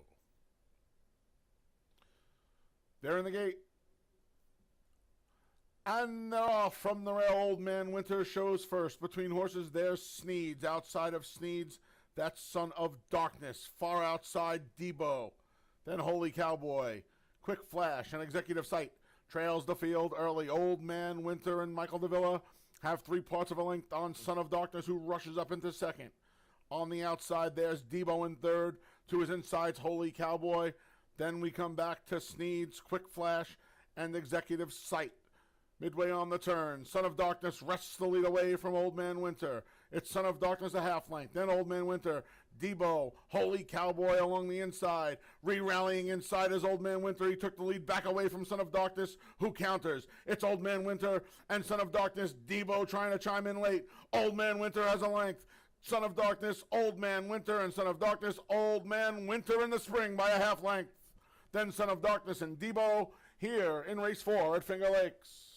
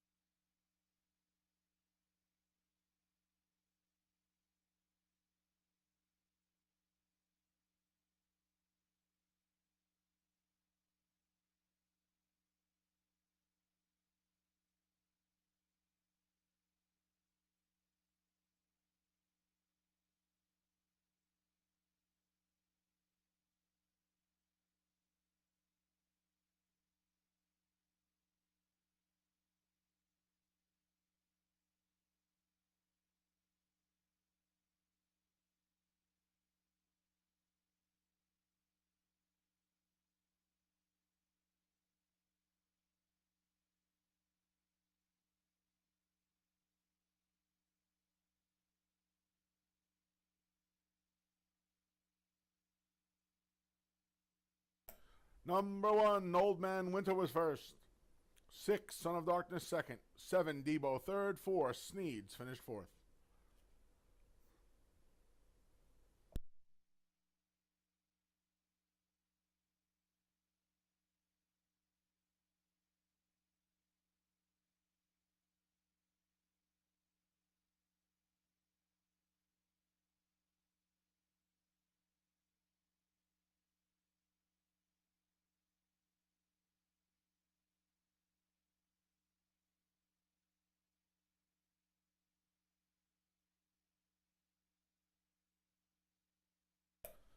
Returning to the winner's circles, the number 1, Old Man Winter. 7-year-old gelding is by Munnings out of the Euro Silvermare. Never Said I Was Sweet. Old Man Winter's owned and trained by James Aquilano. Winning rider, Michael Davila Jr. And the 4th's official. $2 double. Snake Eyes, 1-1, 1680. $2 exacta, 1-6, 1980. 50-cent try, 167, $10.85. 10-cent super, 1674, $10.72. 50-cent pick 3, 311, $9.40. And the 50-cent pick 4, 3311, $66.25. Race 5 comes up next. It starts the late pick 4. Here in race 5, scratch the 3, Soul Imperatrice. Post time for the 5th is in 20 minutes.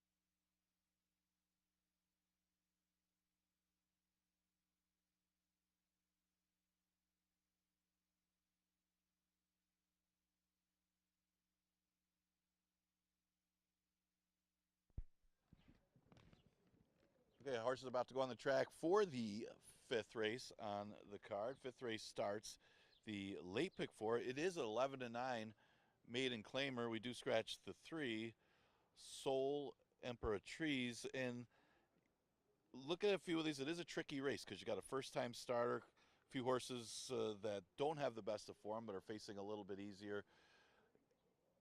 Yeah, the favorites on the outside, that's Mel's Angel.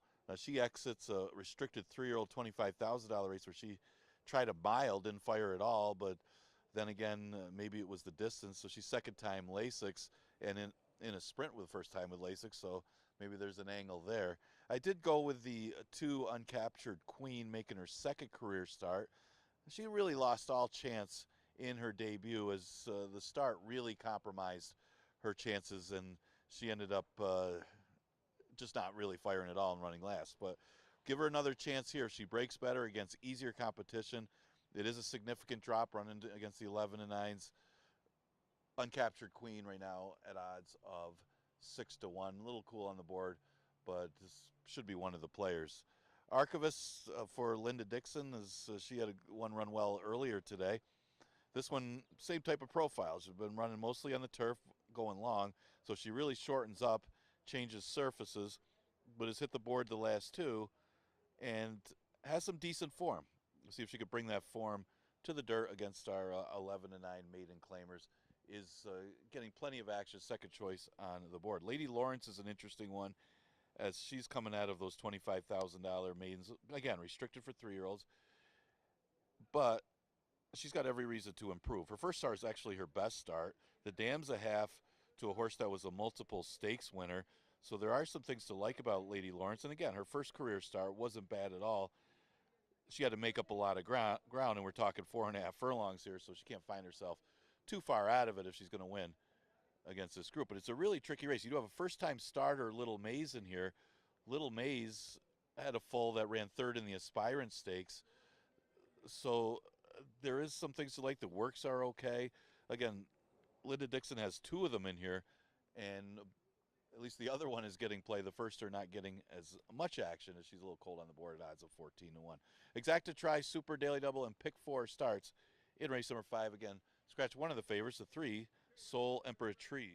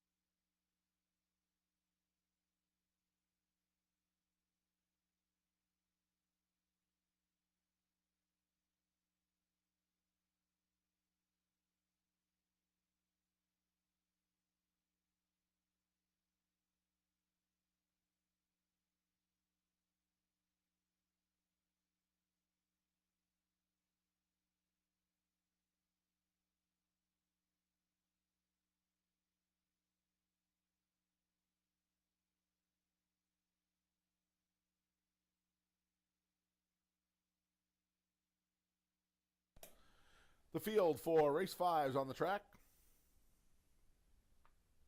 The one is Little Maze with Nazario Alvarado in the saddle. There's the 4, Archivist and Emmanuel De Diego. The 5 is Lady Lawrence with Cabercoa. The 6 is Jen's Kiss with Luis Perez. The 7 is Mel's Angel and Andre Worry. And already out on the clubhouse turns the 2-1 Captured Queen with John Davila Jr. Late pick 4 time, post time in just over 2 minutes. I went to the 2-1 Captured Queen here for Chris Englehart and John Davila Jr. Didn't get off to a great start in her debut down at the Big A back in early April, 26 days ago now at this point. Zhen Lu finished third. Dolce Veloce finished second. They came back to run 1-2 in our finale here, the special weight level yesterday. This one runs for the maiden 9 to 11 tag, and she's a nice price at 6 to 1. You can't really go by that debut. We'll see if she breaks better today and can get the job done. Try to 2 Captured Queen on top. 7, your favorite here at 7 to 5 is Mel's Angel. She comes in off an abysmal effort going a mile at the Big A back in January. So just about a 3-month break from Melanie Giddens. Lasix was added last time, her first start, where she was allowed to have Lasix, having run 5 times as a 2-year-old. And she did not fare well at all. Took some money at 3 to 1. I don't know what happened last time. We'll see if at the return to sprinting, a little respite, and second time Lasix helps her cause. She's 6 to 5 right now. And then the 5, Lady Lawrence. 3 starts down at Aqueduct. Just missed by less than 2 lengths in the debut. Came flying at a giant price in a race that fell apart after a quick opening quarter. Didn't love the mud, 2 back, I don't believe. And then last time when the blinkers were added, she broke a little bit better than she had in the past, but tired late. Maybe the 4.5 helps her. Again, another horse, another race where Zhen Lu was prominent. She finished second that day back on St. Paddy's Day. First time for trainer Lisa Reed. Cabercoa, last year's leading rider. I'm going to climb aboard 4 to 1. I was against the favorite in here, Archivist. This horse's dirt races are not very good. And I can't imagine the class relief is going to help much. More of a turf horse, if you ask me. 2-7-5 in the 5th. Late pick 4 starts here. Post time in just about 2 minutes.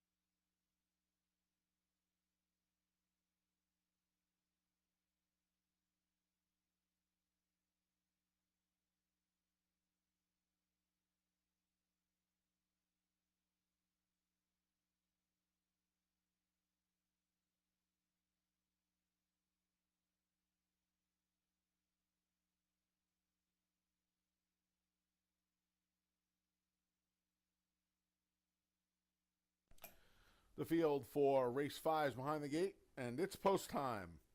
Rider off the number 6, Jen's Kiss.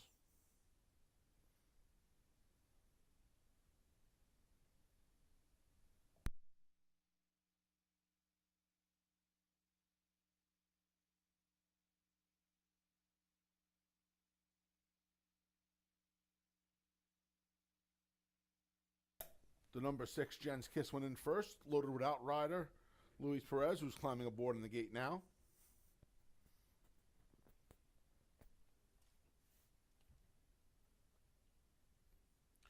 In goes Little Maze. Next up, Uncaptured Queen.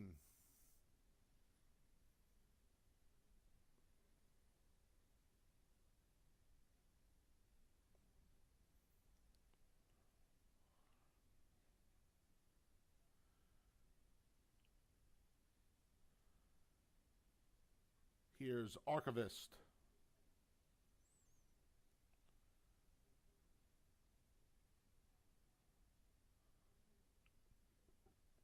Current 6-5 favorite, Lady Lawrence, goes in next. And the last to load is Mel's Angel. They're in the gate. And they're off along the inside. Little Maze for the lead. Between horses, there's Uncaptured Queen. Far outside, Mel's Angel mixes it up, and Lady Lawrence is there as well. Those four have 3 lengths on both Archivist and Jen's Kiss. Uncaptured Queen emerges from the scrum with the lead. Immediately on the chase is Mel's Angel. These two have opened up 3 on Lady Lawrence, who progresses on the outside as Little Maze drops back along the rail. Then Jen's Kiss and Archivist. 23-2 for the opening quarter. Mel's Angel wrests the lead away from Uncaptured Queen. Outside, Lady Lawrence, Archivist, and Jen's Kiss. Then Little Maze off the turn and into the stretch. Mel's Angel, Andre Worry all over her. She's opened up 2. Lady Lawrence trying to reel her in. Uncaptured Queen backpedals. Archivist and Jen's Kiss for Minos Awards. They're coming down to the line. Mel's Angel's got a 2-length lead. Lady Lawrence, her closest pursuer. Mel's Angel, Lady Lawrence, Mel's Angel are diminishing 3 parts of a length. Then Lady Lawrence, Archivist, and Jen's Kiss here in race 5 at Finger Lakes.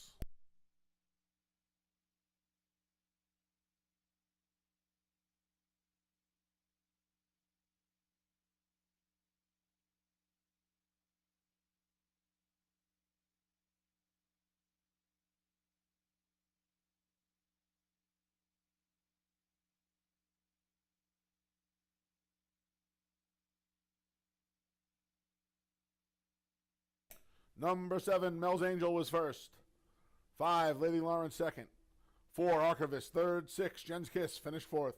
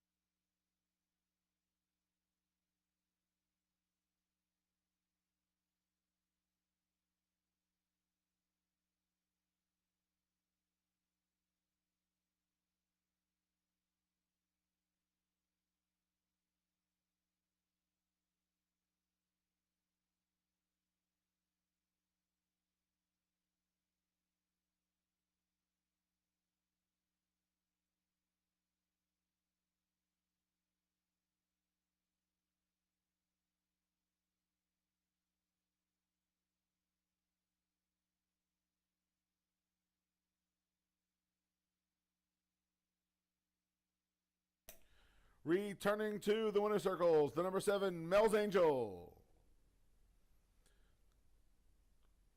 The 3-year-old daughter of Lefrick out of the Malibu Moon mare, Angel Wave, was bred in New York. Mel's Angel's owned by James R. Kelly, trained by Melody Ginnings. Winning rider, Andre Worry.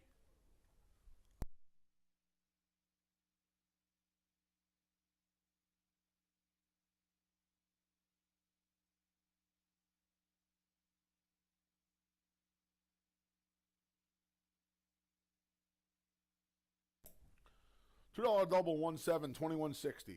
$2 exact to 7.5, $15 even. 50-cent try, 7.54, $12.40. 10-cent super, 7.5, 4.6, $6.17. And the 50-cent pick three, 117, 25.25. Race 6 comes up next. It starts the final pick three of the day. Post time for race 6 is in 22 minutes.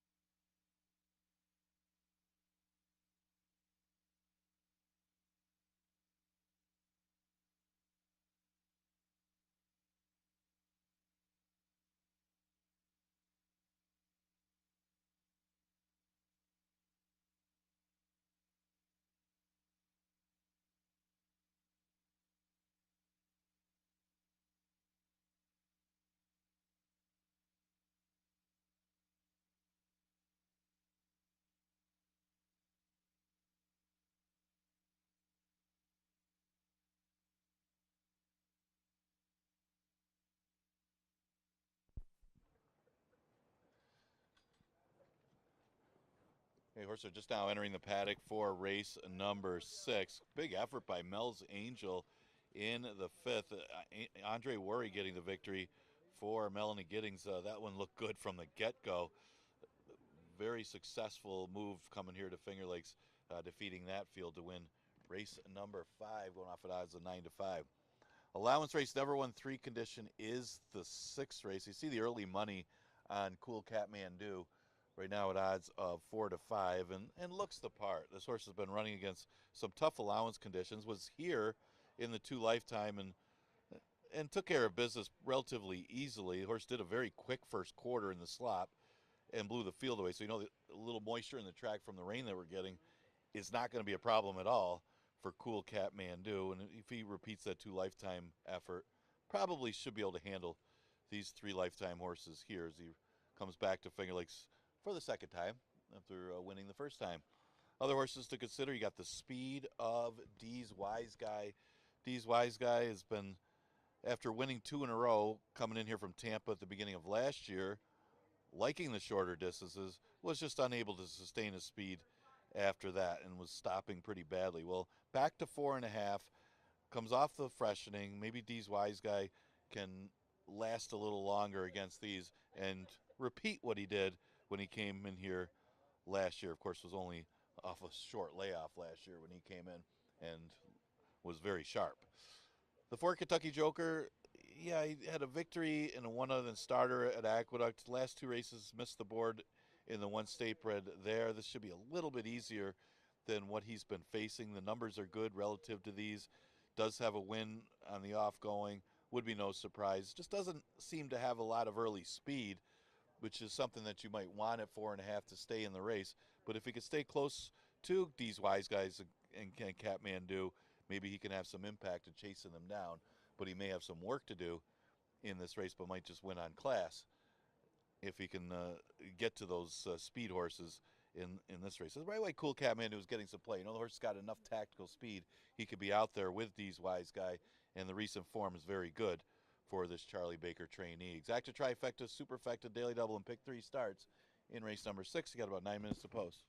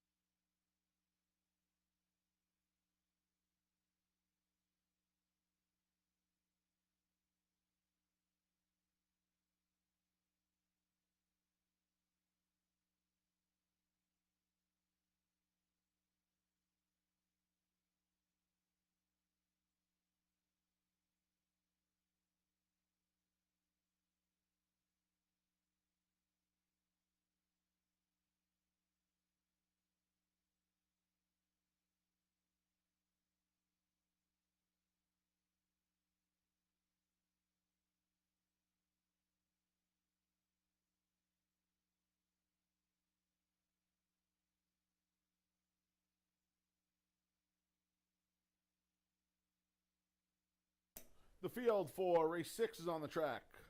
The one is Money Making Cash. Joel Cruz is in the saddle. Entry mate, the 1A Lucky Mucho Man with Jeremiah Flores. The 2 is Golden Them Hills. Emmanuel De Diego rides. The 3 is D's Wise Guy with Cabercoa. The 4 is Kentucky Joker. John Davila Jr. is in the boot. The 5 is Neon Sign. And well, Bieto rides. The 6 is Cool Catmandu. Andre Worry looks to go back to back. And the 7's Courageous Ula with Nazario Alvarado. Last pick 3 of the day starts here. Post time is in a little over 3 minutes. I want to do something that's going to sound like a shill, but I want to get this out before I forget it. The first 2 horses in the pick 5 sequence paid $660 and $590 today. And over 90% of the money in the pool is dead.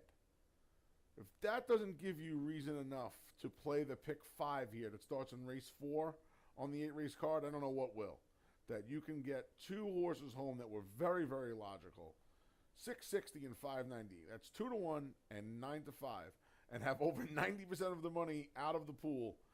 That's the best, one of the best reasons you could ever have to get involved in the pick 5. We'll get involved in the late pick 3 here, and Dave and I are going to start putting up some tickets on social media in a few weeks after we get some of the 4.5s and the 5s out of the way to help you guys along with those sequences. Race 6 here with a couple of minutes to post. The pick 5, I think, kind of went through Cool Catmandu today. He would have been my single had I posted a ticket. He comes off that one race at Aqueduct off the 3.5 months. He raced down at Aqueduct twice since getting the job done in easy fashion in the allowance 2 life condition here last fall, right before we closed up for the year. He just makes a ton of sense. And he's 4 to 5. I'm giving you ice in the winter. But he certainly looks like he's, if not the controlling speed, he'll be right off of D's Wise Guy. I think he has the better of the draw being outside of D's Wise Guy. So I will try the 6. Cool Catmandu. The 4 Kentucky Joker was claimed from Linda Rice back in late 2023, with just a few days left. Got the job done first off the Englehart claim, and then kind of didn't do much running in his next 2 races. He's 4 to 1 in here. 4.5 might be way too short for him. He needs some more ground. He should be coming late. Maybe a couple of the chasers will fold up early, and he'll come running late. I think the same could be said for the number 7, Courageous Ula, who has some more speed as well. I don't know if Courageous Ula is as fast as the other 2, but maybe he's the first one to come calling on the speed should they come back. 6, 4, 7. This one looked really, really chalky to me here in race 6. Don't forget, we still got the late double to come your way after this. Racing resumes on Monday. We have a fantastic card here Monday. Like I just talked about the pick 5. You can download your PPs over at fingerlakesgaming.com. They're free each and every day for Finger Lakes throughout the 2024 season. And Saturday morning, we open up at 10 o'clock. Special opening time here at Finger Lakes Gaming and Racetrack for Kentucky Derby 150. Play the Churchill Downs card in its entirety, including Kentucky Derby 150, set to go to post just before 7 p.m. at 6:57. Gates open at 10. Come on out to Finger Lakes Gaming and Racetrack for Kentucky Derby 150. Field for race 6 is making its way to the gate. We should be there shortly.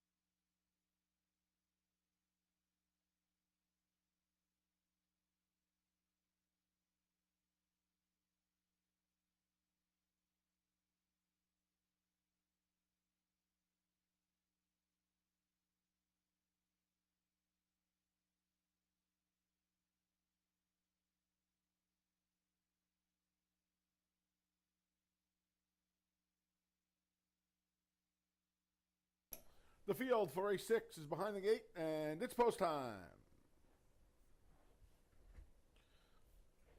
Field of 8, 7 betting interests set to load.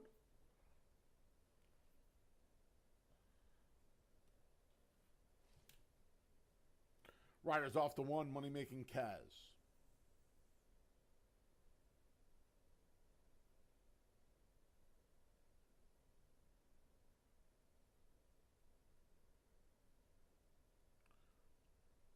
Jockey Joel Cruz is in the starting gate stall, and the gelding has been taken to the front of the gate while he will be backed in.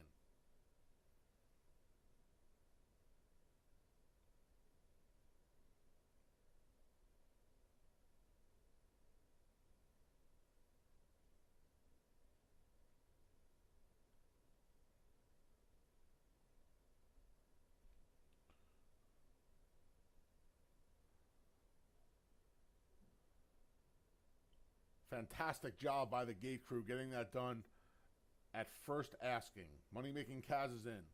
Gold in Them Hills is next.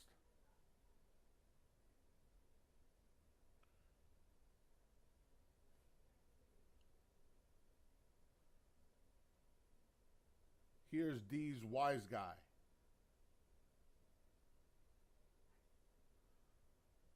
The other half of the entry, Lucky Mucho Man, goes in. Kentucky Joker's next. Neon Sign goes in. Here's your 3 to 5 favorite, Cool Kathmandu. And the last to load is Courageous Ooh La. They're in the gate. And they're off from the far outside. Courageous Ooh La goes to the lead. Cool Kathmandu on the chase in second. Along the inside, there's D's Wise Guy. Between horses, that's Neon Sign. Lucky Mucho Man checked out of there a bit. Then we come back to Money Making Kaz, Golden Them Hills, and Kentucky Joker. Courageous Ooh La from the outside draw, crossed and cleared. Cool Kathmandu, the heavy favorite on the chase in second. Then we come back to D's Wise Guy. Gap of 3 lengths back to Golden Them Hills. 22-3 for the opening quarter. Neon Sign trying to make up ground along the inside. Off the turn and into the stretch. Courageous Ooh La bracing for the favorite. Cool Kathmandu down the center. The gray hooks Courageous Ooh La and goes by. It's Cool Kathmandu. Late on the scene is Golden Them Hills. Cool Kathmandu battling backs Courageous Ooh La. Cool Kathmandu, Courageous Ooh La, the favorite getting the better of the longer shot. And Cool Kathmandu wins by 3 parts of a length. Then it was Courageous Ooh La and Golden Them Hills, tight for 4th. Final time was 53 flat.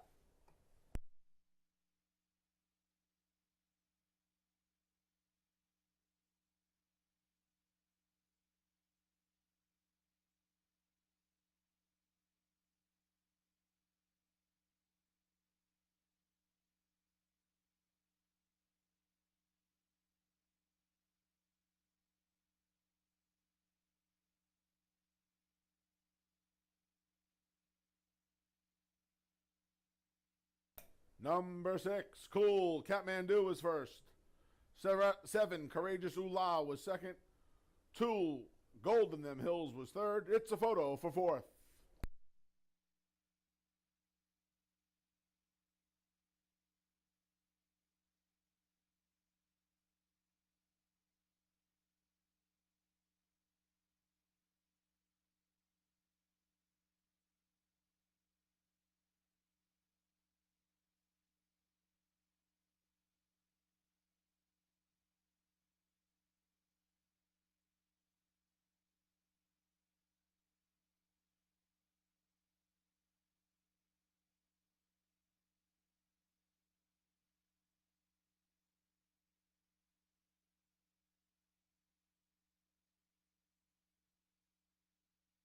Five, Neon Sign was 4th.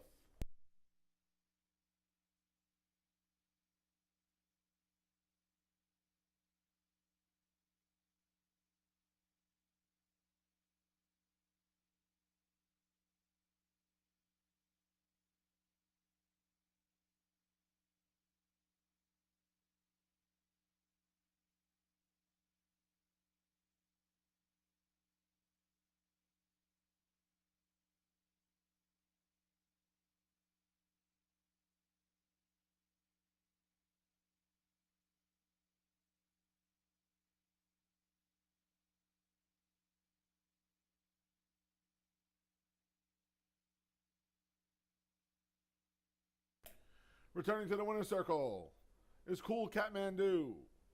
The 4-year-old gelding by Frosted out of the Wagalia mare Fat Cat is owned by Happy Face Racing Stable, trained by Charlie Baker. 2 in a row for rider Andre Worry.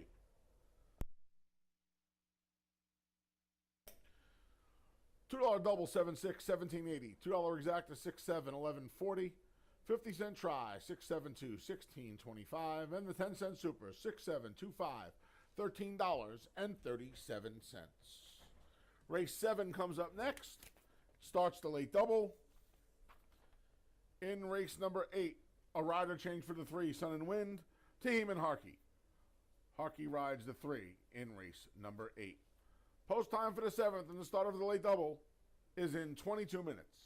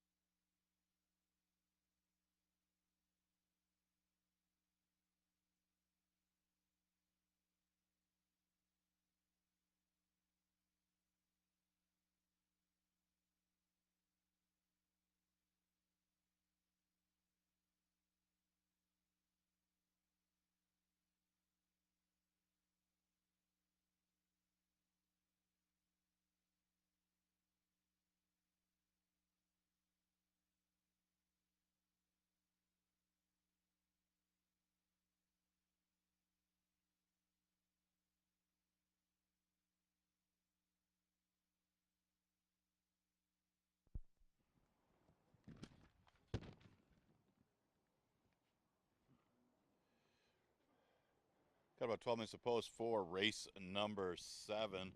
Well, it was close in the 6th. Courageous Ola, really a world of early speed early, getting the front on a couple quick ones. Was very game, but Cool Catmandu, the big favorite, was able to edge on by to get the victory. Andre Worry getting the win for Charlton Baker. Had to earn that one. 7th race, we start the last double of this opening week. Allowance race is the 7th. This for fillies and mares. Numbers of a race other than or have never won 4 races. Early money on the 5 Little Miss Sunshine. What a start to the career of Little Miss Sunshine as she started off her 3-year-old campaign, winning 3 in a row. First 2 very dominant against maidens and lifetime conditions. A little tougher against Golden Moonlight when she faced her on August 21st. That's a pretty good one as well. So she's done nothing wrong in 3 career starts. She's got a nice bullet work to return to the races, and it's a winnable spot for Little Miss Sunshine. See if she can keep it going off of the layoff. Getting some play at 6-5. Obviously, there's some vulnerability making her first start as a 4-year-old, but again, she's done absolutely nothing wrong, and what a great career so far for Little Miss Sunshine. Other horses in here to consider: the 4-horse Lincolnville Beach, right now at odds of 7-2. She ran 7 furlongs last time, dropping in for a $25,000 tag, and didn't run bad. She had to make up a lot of ground in that race, so not sure how much early speed she's going to have, but if she can get in the race, she could have some impact in here, going 4.5 furlongs. Does seem a little bit short, but she's got the class to run well here, and some decent off-track breeding in there as well if there's some moisture in the tracks. We've had a light rain all day.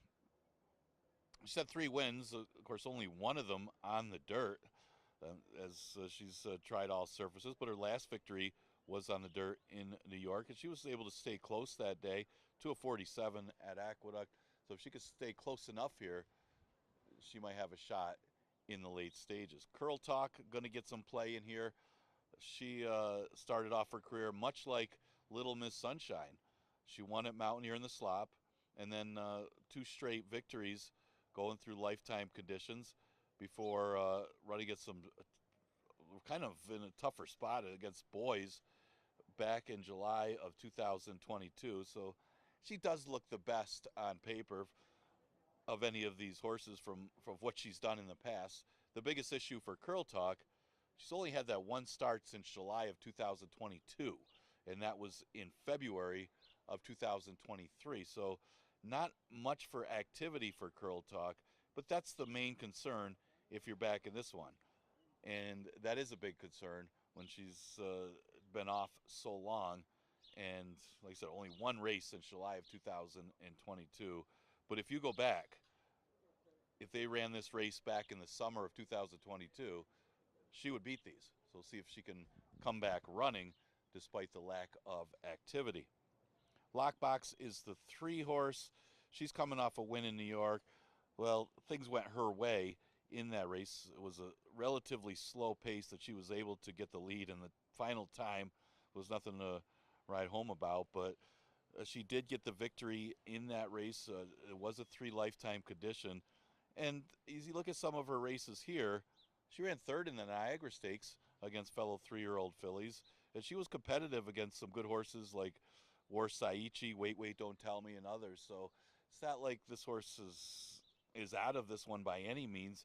Just her last race, she's a little bit dressed up off of it, but she's capable of making the number if she runs her best race. Some of the horses in here right now, the even money favorite is Little Miss Sunshine, looking for 4 in a row. She'll have to do it off of the layoff as her first start as a 4-year-old. Exacta Tri Super and Daily Double offered races 7 and 8.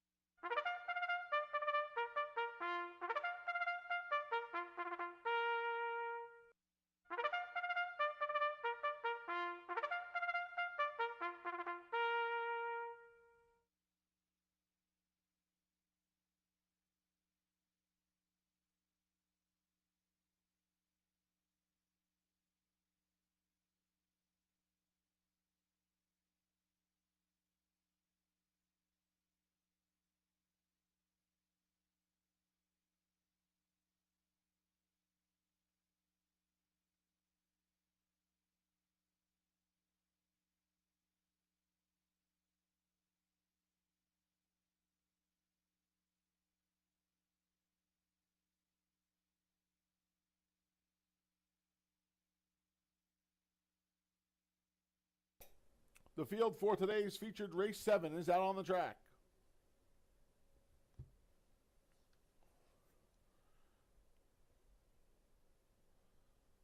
The 1 is Throwback with an Noel Beato.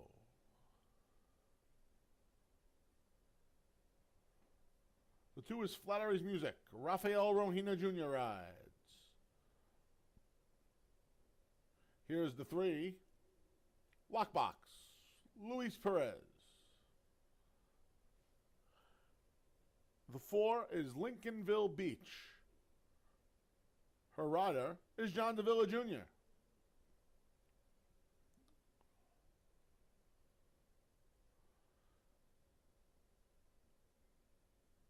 The 6 is Darn That Song. Heeman Harkey rides. There's the 7 Curl Talk with Michael Davila Jr. And there's the 5 Little Miss Sunshine. Emmanuel De Diego's in the saddle. About 4 minutes or so to post as we get ready for the late double here. A little surprised. Little Miss Sunshine is that short a price. She was going to be the favorite. That was her destiny today. She's undefeated.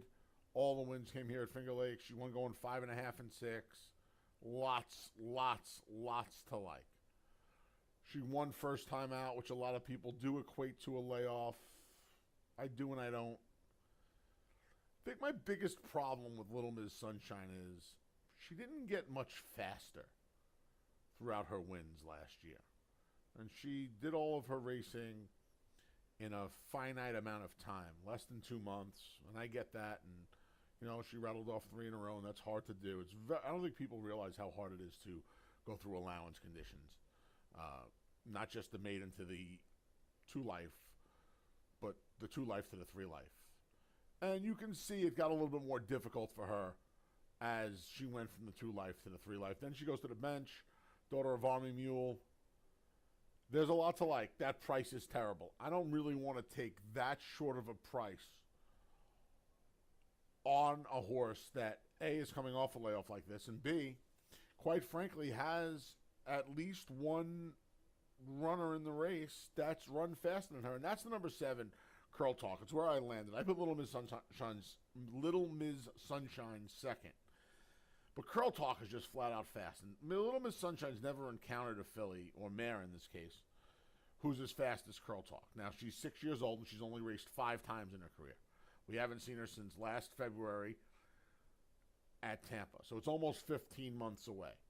We haven't seen her on the dirt in 21 months. So, yeah, there's a lot to knock on her. But she's a good price at 7-2. She's never been beaten on dirt by a filly. The one race she lost was against Colts in a condition, a money condition race. And she still made the lead over the Colts. She's flat out fast. And I'm just hoping she gets in front of these and is fit enough to go to 4.5 furlongs. Work tab seems to lead me to believe that she will. It's been sporadic, and she obviously has her issues, but I would imagine this chestnut filly, with a little bit of a flaxen mane. I love horses that look like that. I think she's going to get the job done today over Little Miss Sunshine. If, for some reason, all of the speed collapses, why can't Throwback pick them up for Bonnie Lucas and Noel Beato? This horse has some speed. She'll be one of the first ones behind Curl Talk, I would imagine. And we'll see if they can pick up the pieces late in the game here. 7-5-1 for me. Late double kicks off here. Best of luck here at Finger Lakes in the late double.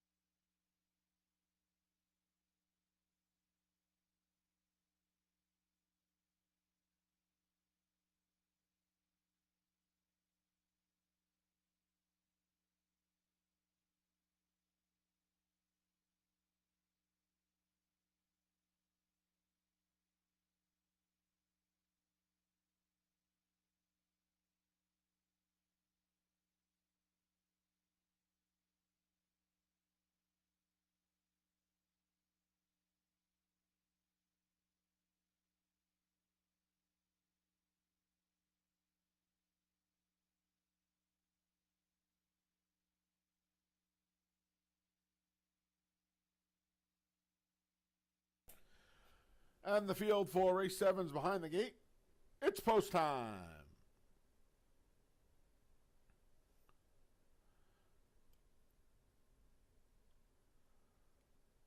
Throwback, the first to load.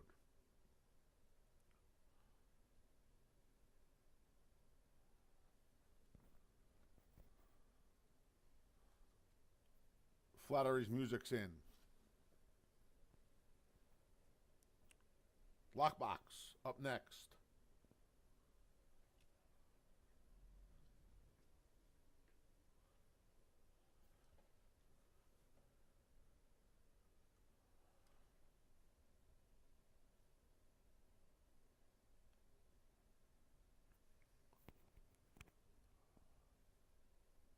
Lincolnville Beach goes in.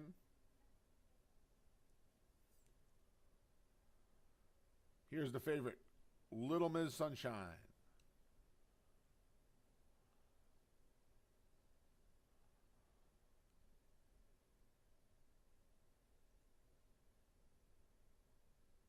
Darn That Song goes in.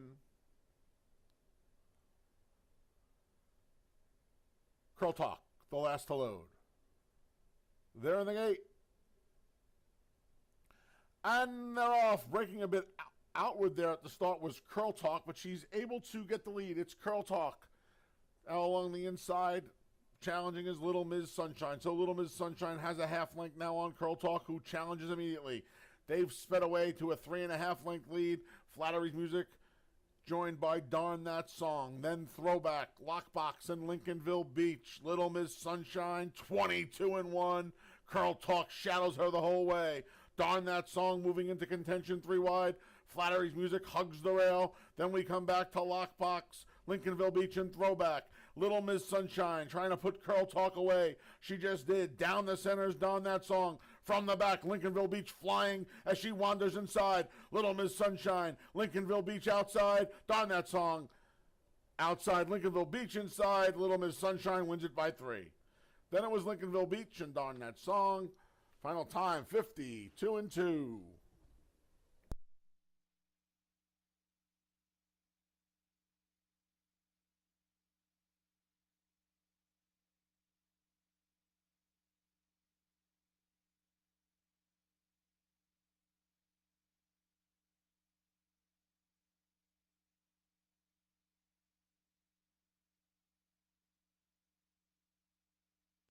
Number 5, Little Miss Sunshine was first. 4, Lincolnville Beach second. 6, Darn That Song third. 3, Lockbox was fourth.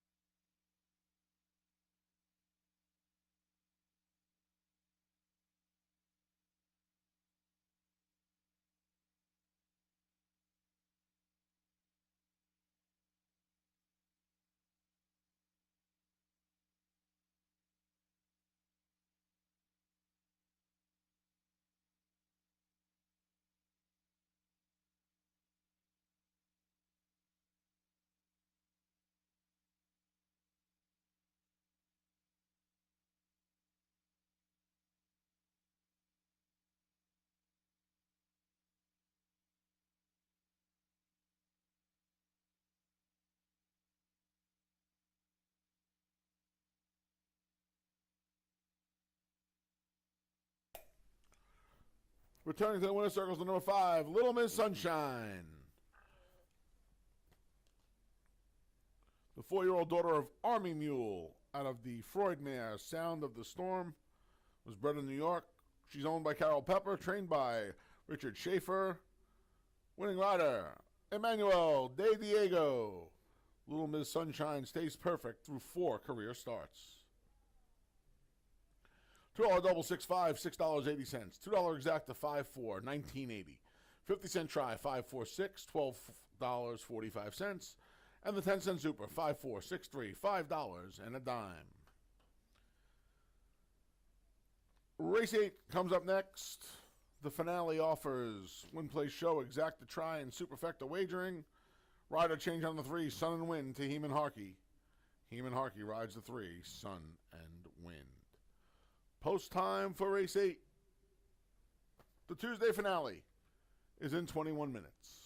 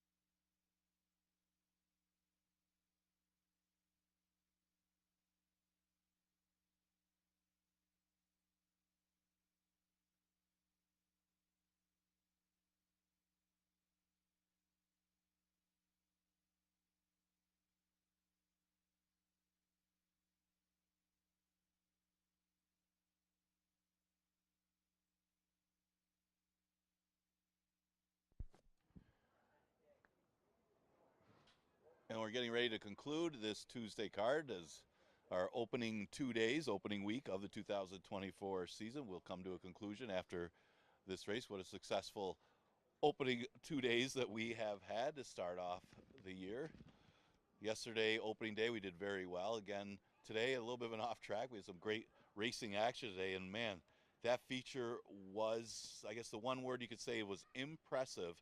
Little Miss Sunshine strutting her stuff with the easy victory in race number 7. Emmanuel Di Diego for Richard Schaefer, still unblemished. That's 4 in a row for Little Miss Sunshine. Wins her first start as a 4-year-old. Man, what a good job Schaefer has done with Little Miss Sunshine. Very impressive effort in today's feature. Just a reminder, we are going to continue live racing Monday and Tuesday to start off May here, and then we go the next week. We're going to add the Wednesday, and then we'll continue to run Monday through Wednesday for the remainder, most of the meet. Of course, July 4th, we switched them around a little bit so we could run on the 4th of July on the holiday. Okay, last race is an 11-9 claimer, and it is a never won 2 condition. Exactitry and super offered, and here you got Heeman Harkey on the 3, Sun and Wind, one of the players in here. Bustin' Roxy figures to be the outside speed. The question is, can she sustain the speed? She is quick. She's gotten the lead in all of her last 3 starts in this condition. Looked like she was the winner last time, and she just, it was 6 furlongs.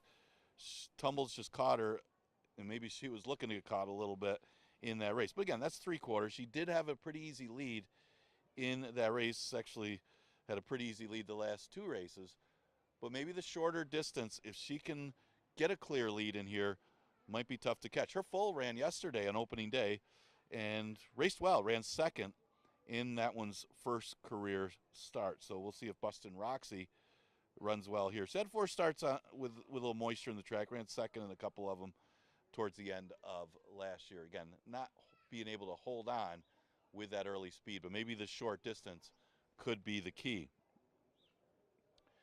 You got the one Sweep and Passion, a little bit of a price there. You see a couple of them come out of the same races that, those 10,000 maiden claimers. She won that race. Sassy Tallahassee, I believe, was in that race. Cause Elegant finished behind her as well. It's another one that's in this race. So we got a few that were running in that $10,000 maiden claimer, and she was the one that was successful that day. She won that race to break her maiden back on a good racetrack back in January. So, and her form has been pretty good since then.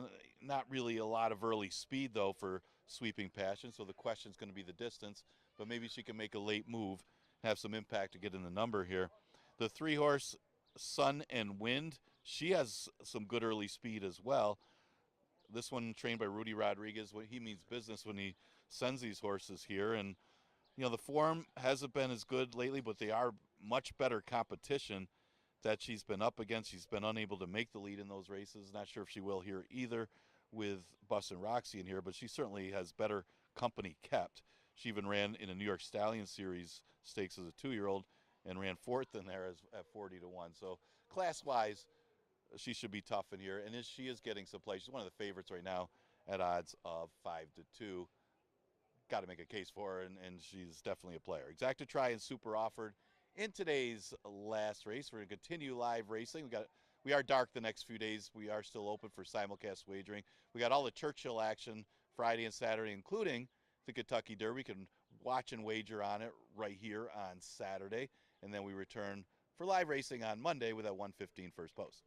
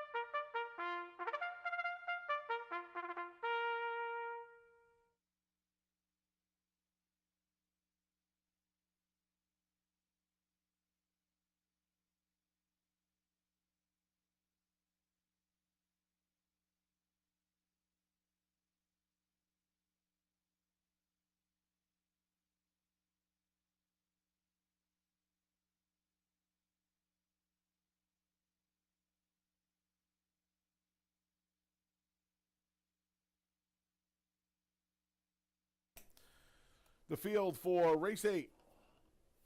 The Tuesday finale is coming onto the track.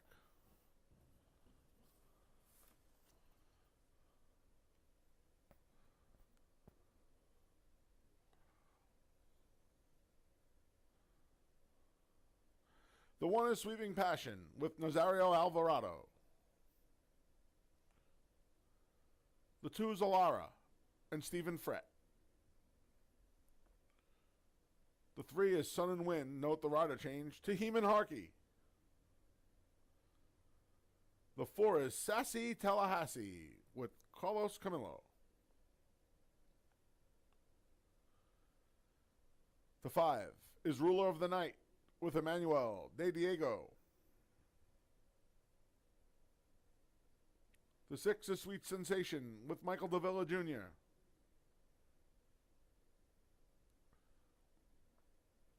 The 7's Bustin' Roxy with Kay Barcoa. And the 8's Cause I'm Elegant. John Davila Jr. is in the saddle. All right, finale time. The odds of me not picking the first Rudy Rodriguez horse that shipped in to Finger Lakes this season, you couldn't bet it. Sun and Wind drops in. She faces Older for the first time, but she's really taking some class relief from the Naira circuit.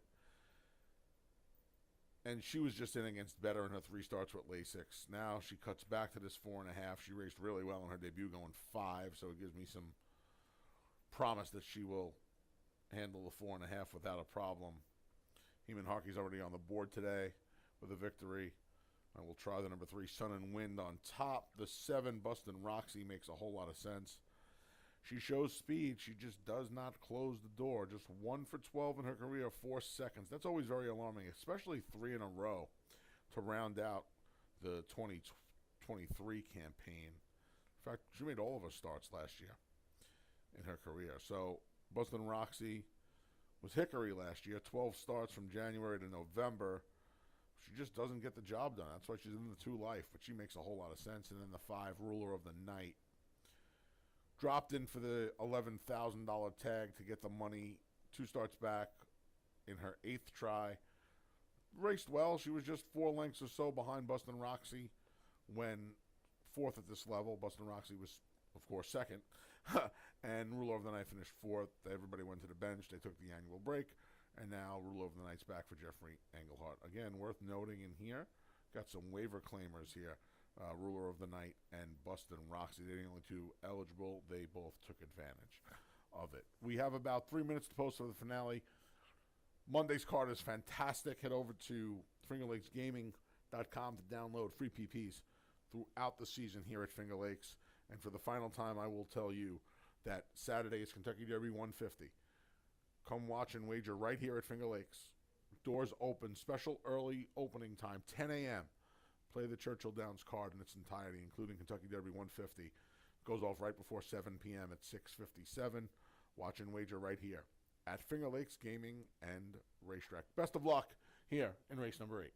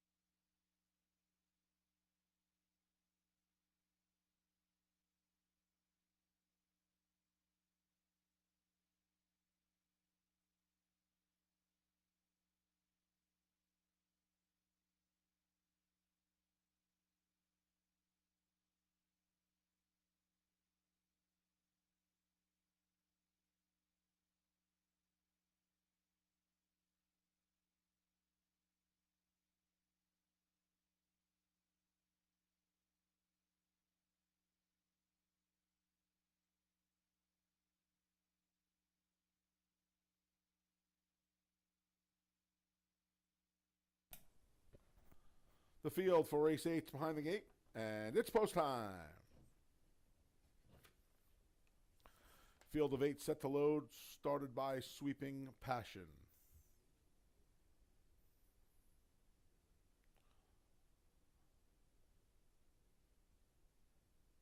Alara's next.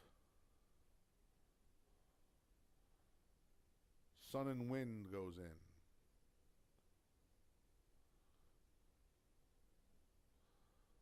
Long shot. Sassy Tallahassee's up.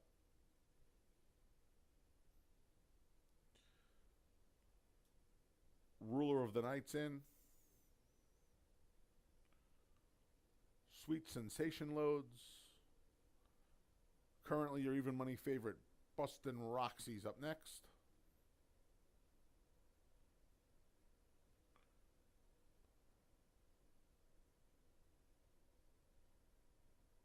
And the last to load is the gray, 'Cause I'm Elegant. They're in the gate. And they're off. There's Bustin' Roxy as expected to the lead. Along the rail is Sweeping Passion. Outside is Ruler of the Night. Far outside the gray, 'Cause I'm Elegant. Sun and Wind and Alara are there as well. The two back markers are Sassy Tallahassee and Sweet Sensation. Bustin' Roxy winging it on the front end. She has a 3-length lead on Sweeping Passion. It's Bustin' Roxy midway on the turn. She trips the quarter in 22-3. Bustin' Roxy by 3. Sweeping Passion gives chase. Ruler of the Night. Along the inside, Sun and Wind. Then 'Cause I'm Elegant. Far outside, there's Sassy Tallahassee, Alara, and Sweet Sensation. Off the turn and into the stretch. Bustin' Roxy trying to hang in there. Sweeping Passion alters course off the inside. Then Sun and Wind and Ruler of the Night. Bustin' Roxy, a 2.5-length lead. Sweeping Passion wanders back inside, but they come down to the line, and it's all Bustin' Roxy. The favorite reports home, a 2.5-length winner. Then it was Sweeping Passion, Sun and Wind, Sweet Sensation rounds out the super. Final time for the finale for the week was 53 flat.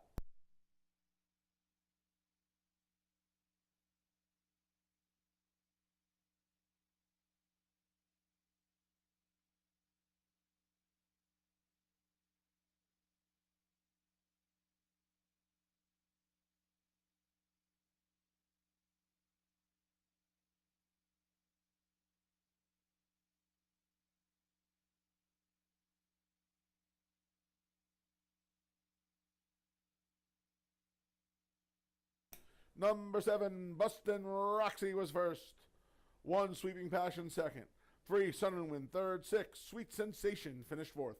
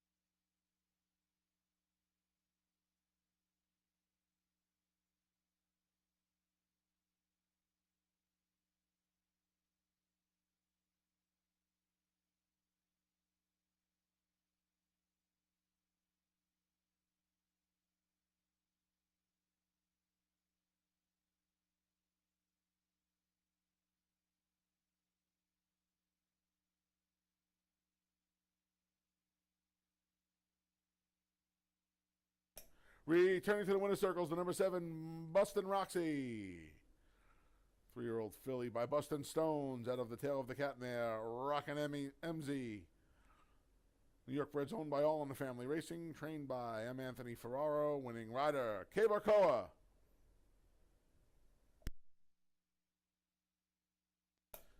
$2 double 5-7, $7.30. $2 exacta 7-1, $12.40. 50-cent try, 713, $8.30. 10-cent super, 7136, $7.92. 50-cent pick 3, 657, $3.50. 50-cent pick 4, 7657, 13 even. 50-cent pick 5, 17657, 41.50. Pick 6 was hit today, 6 of 6, $332.50. Consolation 5 out of 6, $6.60. That wraps up opening week here at Finger Lakes Gaming and Racetrack. On behalf of the broadcast team, staff and management here at Finger Lakes, I'm the Big A, Anthony Stabile, thanking you for joining us, watching and wagering this week. Racing resumes Monday. A fun 8-race card comes your way. First post is set for 1:15 p.m. Once again, enjoy Kentucky Derby 150 with us here in Finger Lakes. Track opens at 10 o'clock Saturday morning. Watch and wager on Kentucky Derby 150 right here at Finger Lakes with a special opening time at 10 a.m. Until then, please arrive home or wherever you're going safely. Have a great week and have a great night.